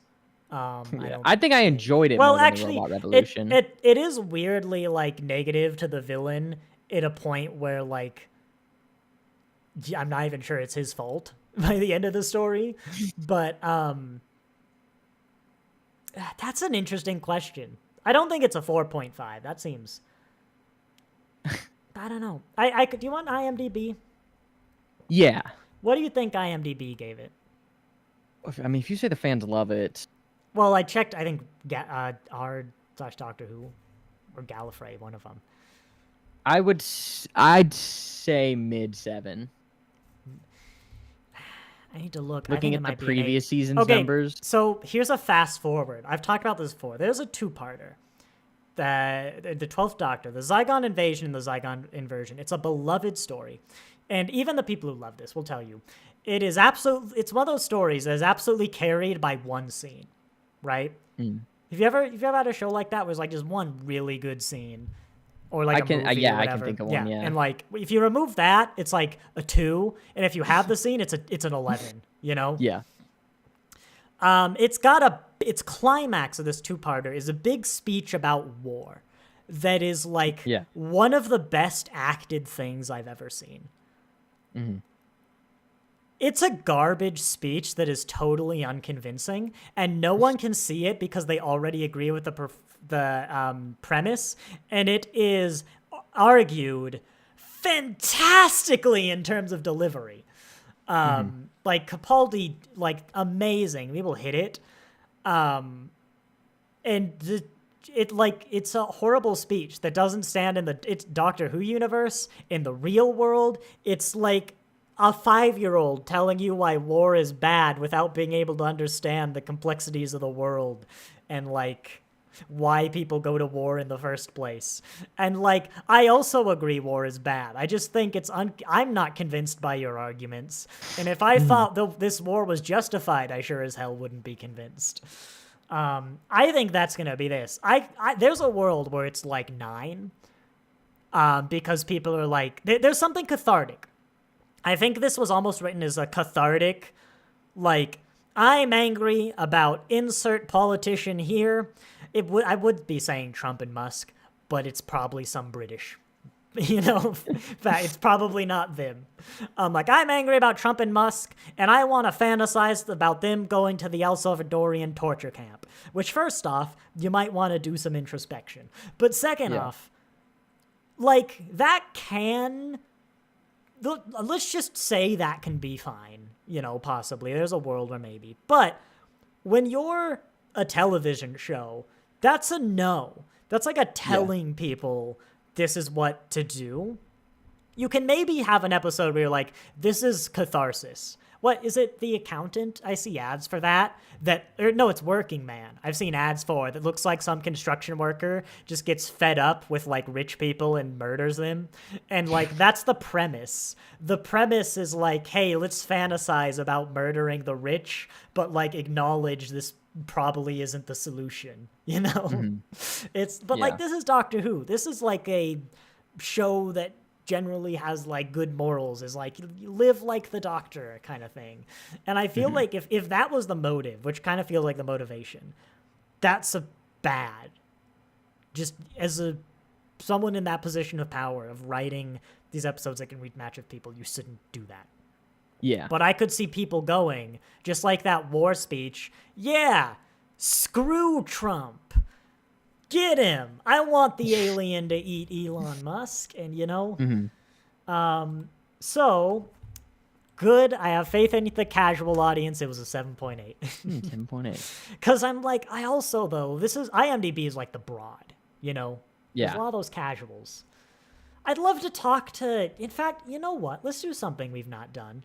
Let's just look at liberating twist. So an 8 out of 10. How do I see more? There's 12 reviews. 8 out of 10, 8 out of 10, 9. 10 out of 10. I'm on loving monsters. No, I want to read a 7. Russell T Davies is best. It's not Davies. Not a bad I want that. Not a bad. There you go. A good story with a brilliant script. Nonsensical. I'm actually... Ooh, there's a good one. Lady Taser. I'm going to take a peek at those 3 off stream. Nonsensical propaganda. That's the whole review. Which is marked as having spoilers. So we're cool with Unit now. That's the 3 out of 10. This is clearly someone like me who's like, Unit is like a nightmare fascist state organization, except they're doing good work. Actually, that's the perfect summary of Unit. Like, what if a nightmare dystopia was actually doing good work? That's Unit.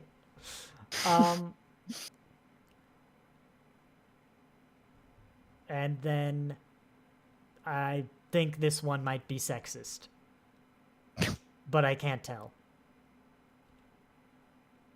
They either love or hate Ruby, and I'm skimming it, but they also say it's second-rate writing, which it's definitely not top writing game.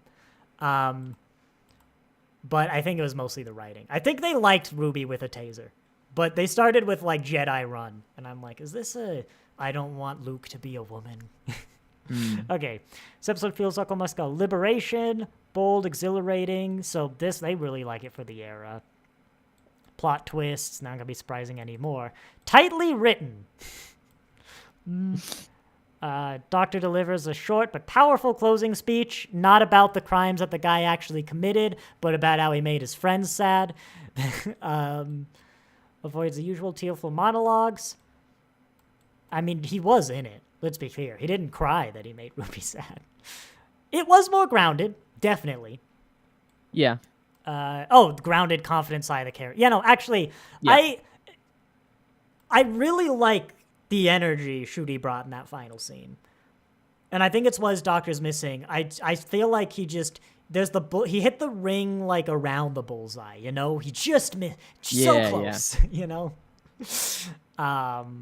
Yeah, so, and they liked, you know, the catharsis.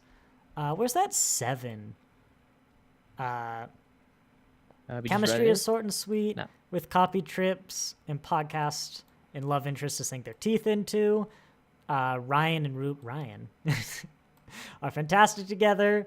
And playing. See, maybe that's the actor's name, but that's Ruby. Yeah. So I think they might be confusing it with 13th Doctor companion Ryan for some reason, who looks nothing like this guy. Yeah, they like the relationship. They Russell's era, but you know, she didn't tear up this time, so points for that.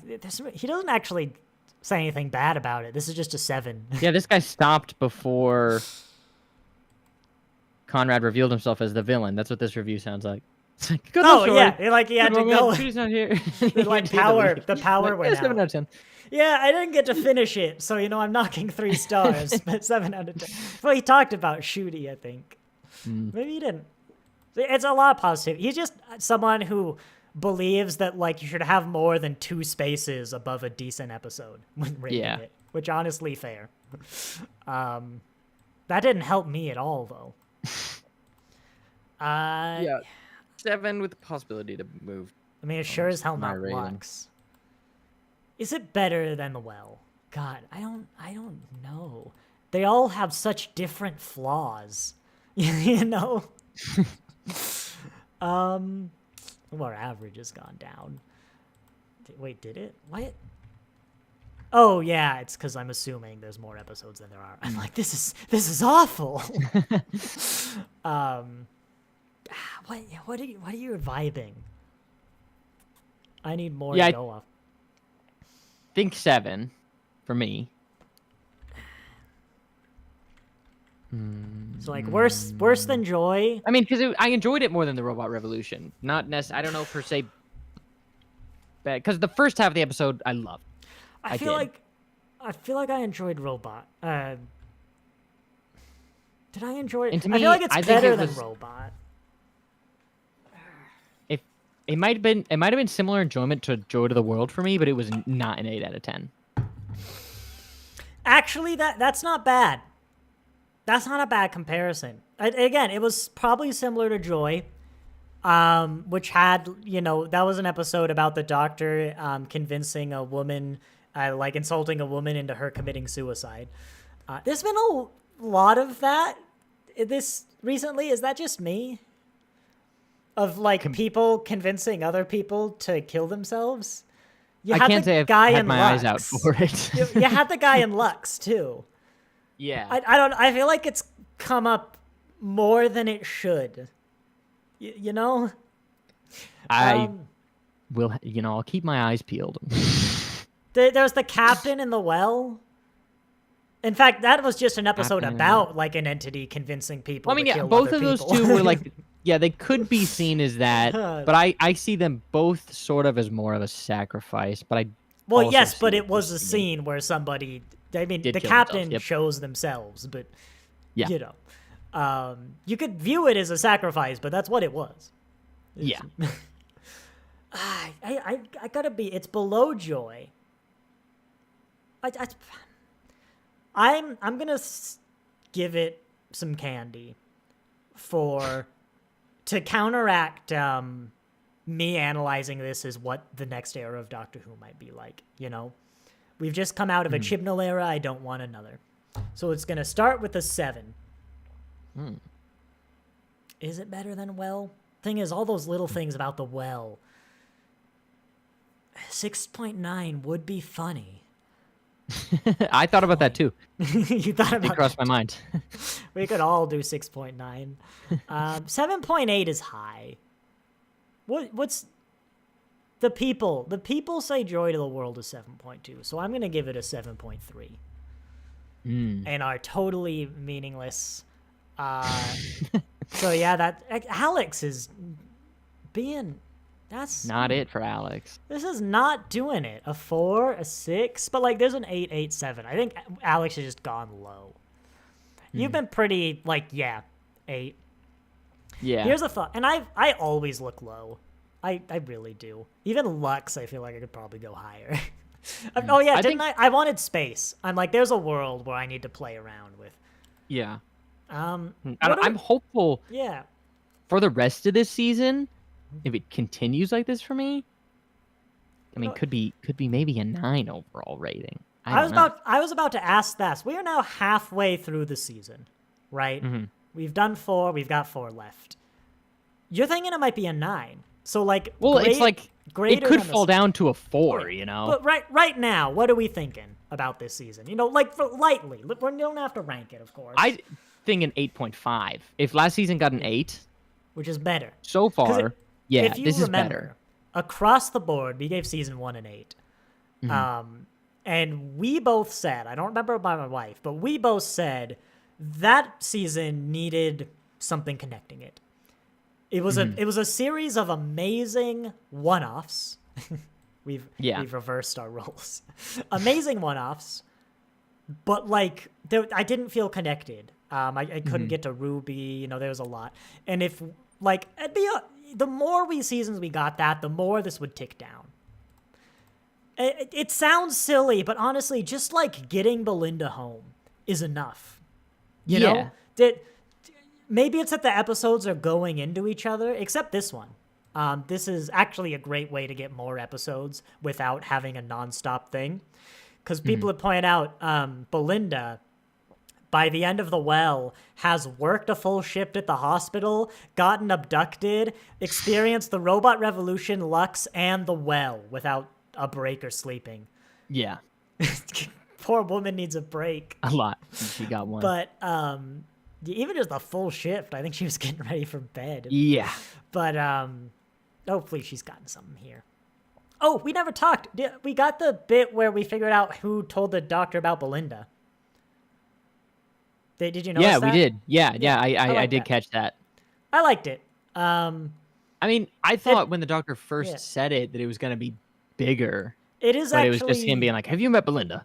Yeah. It is weird that this kind of implies he saw Ruby between Church on Ruby Road and Revolution, which ordinarily would be fine, but the Empire of Death already ends with that bizarre scene where the doctor's like, I gotta go. I can't see your mom. I guess I can't come back for you. I love you, though. I don't question. We just can't. We only contracted you for 1 season, okay? Like, maybe, I mean, it's big enough news. Maybe he learned about it otherwise, but, you know, that felt kind of weird if you think about it that way. But I don't know. It is early. The thing is, like, you know, that's not a great spread. I have, like, decent-sized criticisms about 3 of the episodes. The Well, Lucky Day, and Robot Revolution all have fundamental problems for me. And actually, there was going to be a but. I don't know if there is a but. I think I'm going to go contrary to a lot of fans here and say this might be a step down, but not by much. You know? I mean, this one's going to be a make or break. In fact, I'm going to predict this is a make or break episode. I was actually going to theorize. I had thought I might not tell you the name of this episode, so much like Lux, you could kind of be like, what? But then I remembered you're going to see the name when you go to Disney Plus, aren't you? That's true. So I will. Not today, though. Yeah, we got one in between that. I'm going to hide that.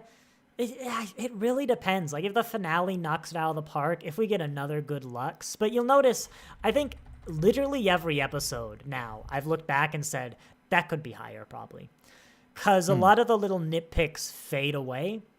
And so I don't know. I might have to make a decision. Where is, like, how good was the show actually to how good is remembering the show gonna be? When I inevitably, like, watch through all this, like, I don't know, with a kid or something, is this gonna be a season I look forward to and get disappointed? Is this gonna be a season that, like, elevates it for me? Who knows? I don't know. But again, we could have banger, banger, banger, banger. You know? Yeah, I'm hoping. Although I'm crossing my fingers. I wouldn't rate too highly. Remember, this is a Russell T Davies finale. And, I'm hoping he can change. From what little I know, have heard of the leaks, I wouldn't put too many hopes in the finale. But maybe, you know what? Again, the giggle. I actually think I read those leaks, which was weird for me. I might have gone after, but I know those leaks also sounded worse than the episode was, you know. But I know one thing, even assuming the leaks are true, and that's like who the villain is. And I think this scene we find that out. But what I don't know, this is the last episode, and I think also the first episode I know literally nothing about. Wow. Unless the reveal happens in this episode, in which case then it's these episodes I know nothing about. But I know absolutely nothing. Welcome to the casual club. I know I said that about the Well. This isn't the casual. This is just the, like, other 2 people on the couch from Lux. But then I was like, I clocked it. You know, I didn't know going in. But, bam, the story and the engine. Intriguing name. Intriguing. You got any thoughts? Before I say I know nothing about it, but actually, of course, I'm lying because I've got my sources. And but before I give you got any? Well, it sounds like there's the Doctor Who episode, but it's actually just, it's not going to be playing on my screen. It's going to be a recording of a TV screen playing the episode, and there's an engine, because the power went out, powering that TV, and it needs to be hand cranked. So someone's just sitting there in the corner of my screen, hand cranking the engine, so I can watch the story, obviously. And I get to watch it with them. It's a beautiful bonding moment. That's what it sounds like to me. Well, if I wrote it, Disney actually would have sent out cranks to everyone. Everyone on the planet. So they have to crank in the next few days, yeah. And they would have sabotaged your TV. But no, the story and the engine is actually, it's very, very good. Remember, I've infiltrated the highest levels of the British government, the BBC, Disney, Bad Wolf. The story and the engine is actually not referring to a book. It's referring to a level on a building, right? Yeah. And so it's about this very special story on a building. Is that spelt right, actually? I don't know. I'm not good at spelling. I think so. I think it's spelled the same. And it's kind of, it is actually like a slice of life, even though we just had that, about this building. Kind of like what if toys are a lie? That's Toy Story. It's like, what if buildings on stories were a lie? Right. And this building, it's like an office building high up, And so there's this plane that explodes, right?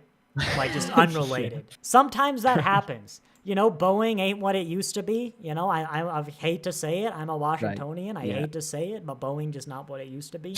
So far, we've got big sentient building and a plane that's going to explode. No, a story. Not the building. The story. Story on a building. All the stories are alive, but this is just about one. We never meet the other stories. Well, anyway, the propeller on this Boeing explodes intact, and it's still flying. And as it's falling through the sky, it goes through the building, it's an office building, where it goes through one of the windows, blue, and goes to the end. And then it's like love at first sight, and it's a slice of life about this story trying to get back with this engine. And I won't spoil the ending, but that's what it's about. It's very beautiful. And you will cry. The Doctor will cry, but actually everyone will be you know what? Yeah. Everyone's going to be in tears. Even the most toxic man in the world will be they'll cry, and because they'll be Conrad. You know what? Yeah. Conrad. Yeah. Even Conrad. That's actually what Ncuti Gatwa's been crying about his whole tenure. Because he read they filmed these 2 seasons at once, and this was the first script he read. That's what it's about. And I definitely didn't have to improvise that all on the spot, because I have my notes right here. Not from the game, The Blueprints, that I've been playing, but from my... There's a lot less 9/11 than I thought it was going to be. Well, no, that'd be bad. You can't have a love story about We just got 9/11. there really quickly. Maybe. No, I don't know. Maybe. Yeah, no. That's it. That's next episode. Wow. By the way, so excited to see that. I mentioned Ncuti crying. I learned recently from someone on Reddit, so take that as you will, that apparently Russell T Davies said in an interview, the tears aren't in the script for the Doctor. That's just something Ncuti Gatwa is choosing to do as an actor, which I thought was an interesting tidbit. And if true, another proof of not everything's the show. I mean, theoretically, the showrunner could be can you not do that? But yeah, it's that's apparently on Ncuti, which I found very interesting. Also, I mentioned before, I think in The Well, I saw a theory that this season is mirroring the structure of the last one. And this corresponds to 73 yards. I probably don't have to explain the correlation. Yeah. So I don't know. There are a lot of meta theories that like Miss Flood is again the god of stories, or something to that effect, and are essentially, you know, some meta fourth wall breaking sense is like making the story of Doctor Who, or they're like trapped in the land of fiction or something that's actually been established before. I didn't just make that up. I got a book on my shelf about it if you want, but I do. But it's a good episode. Second Doctor. Jamie gets the chicken pox, so they recast him for that week with his cousin. I know this happened. Interesting. If you know, you know. By turning him into a cardboard cutout and then putting the face together wrong, and that's the justification. It's a wild episode. it's a wild one. The Mind Robber. So there's some theories that like maybe we learned some stuff about that. Like the story is the story of Doctor Who. I don't know what it's talking about. It brings to mind like the story train from Rick and Morty. Yeah. But like that's the only thing getting in the way. If the lining up theory is true though, this is Dot and Bubble. So like maybe some racist train people. You could tell a story about a train where like it's full of like racists, and like the more to the front of the train you get, the like more upper class they are. And actually, I've never seen it, but I think this is the plot of Snowpiercer. That is the plot of Snowpiercer, yeah. There you go. You could make a movie about like a segregated train. It would work. I mean, Doctor Who is like, you know, done great things with borrowed ideas before. But yeah, we're now. I know nothing about this one. That's exciting. Other than, of course, what my leakers have said. Actually, their name was Conrad, who did that one for me. The leaker? Enough. Yeah, Good not like Conrad. Yeah, just a different Conrad. One of the King's butlers. But anyway, they won't be named. So I don't know if there's any story spoiler things we want to talk about. You're still like out there. I'm still out there, yeah. Yeah. I don't think we'll ever get to spoilers. We did last Spoiler time. I think season, we talked about leaks. We did a lot, I feel. Like I don't remember what we talked about. But I am enjoying it. I really like not knowing as much as I don't know. I just that first time I read the leaks were out, and the next morning I forgot, and so I didn't treat spoiler tags with like I was in the wrong gear with my spoiler, and I was like, no, that's right. We have apparently the details for all the episodes or something crazy like that. But yeah, so hopefully it's good. Who writes this one? Let me list, because we're still not at Russell T Davies. We won't be at Davies until the finale again. But you know, it sounds interesting, but it is a finale. Yeah. But maybe he's been saving up. I don't know what language to say that name in. Nigeria. I don't know how to pronounce that name. But he was appointed. They're a knight, or one of those levels. I don't remember. So I guess they must be good. What do they do? Play. Oh yeah, this was the playwright one. So the story and the engine. I'm like, there's got to be something. The Barbershop Chronicle. That sounds fun. Barbershop Chronicles. An evening with an immigrant. So is that all? Hopeful. I'm hopeful. I don't know. Is this a lot of works for a playwright? Untitled? I have no idea. Name. Maybe 3, 4, 5, 6 plays. Oh, performances. Like plays. I don't know. But don't forget United, apparently. I don't know how long it takes to write a play. Yeah. Yeah. But, whoops. Yeah, that, I think, is this episode done. I am going to have to go and do stuff and desperately try not to play the blueprints because I actually have to do the stuff for work. So, yeah, unless you have anything to say, Caden, I will say thank you all very much.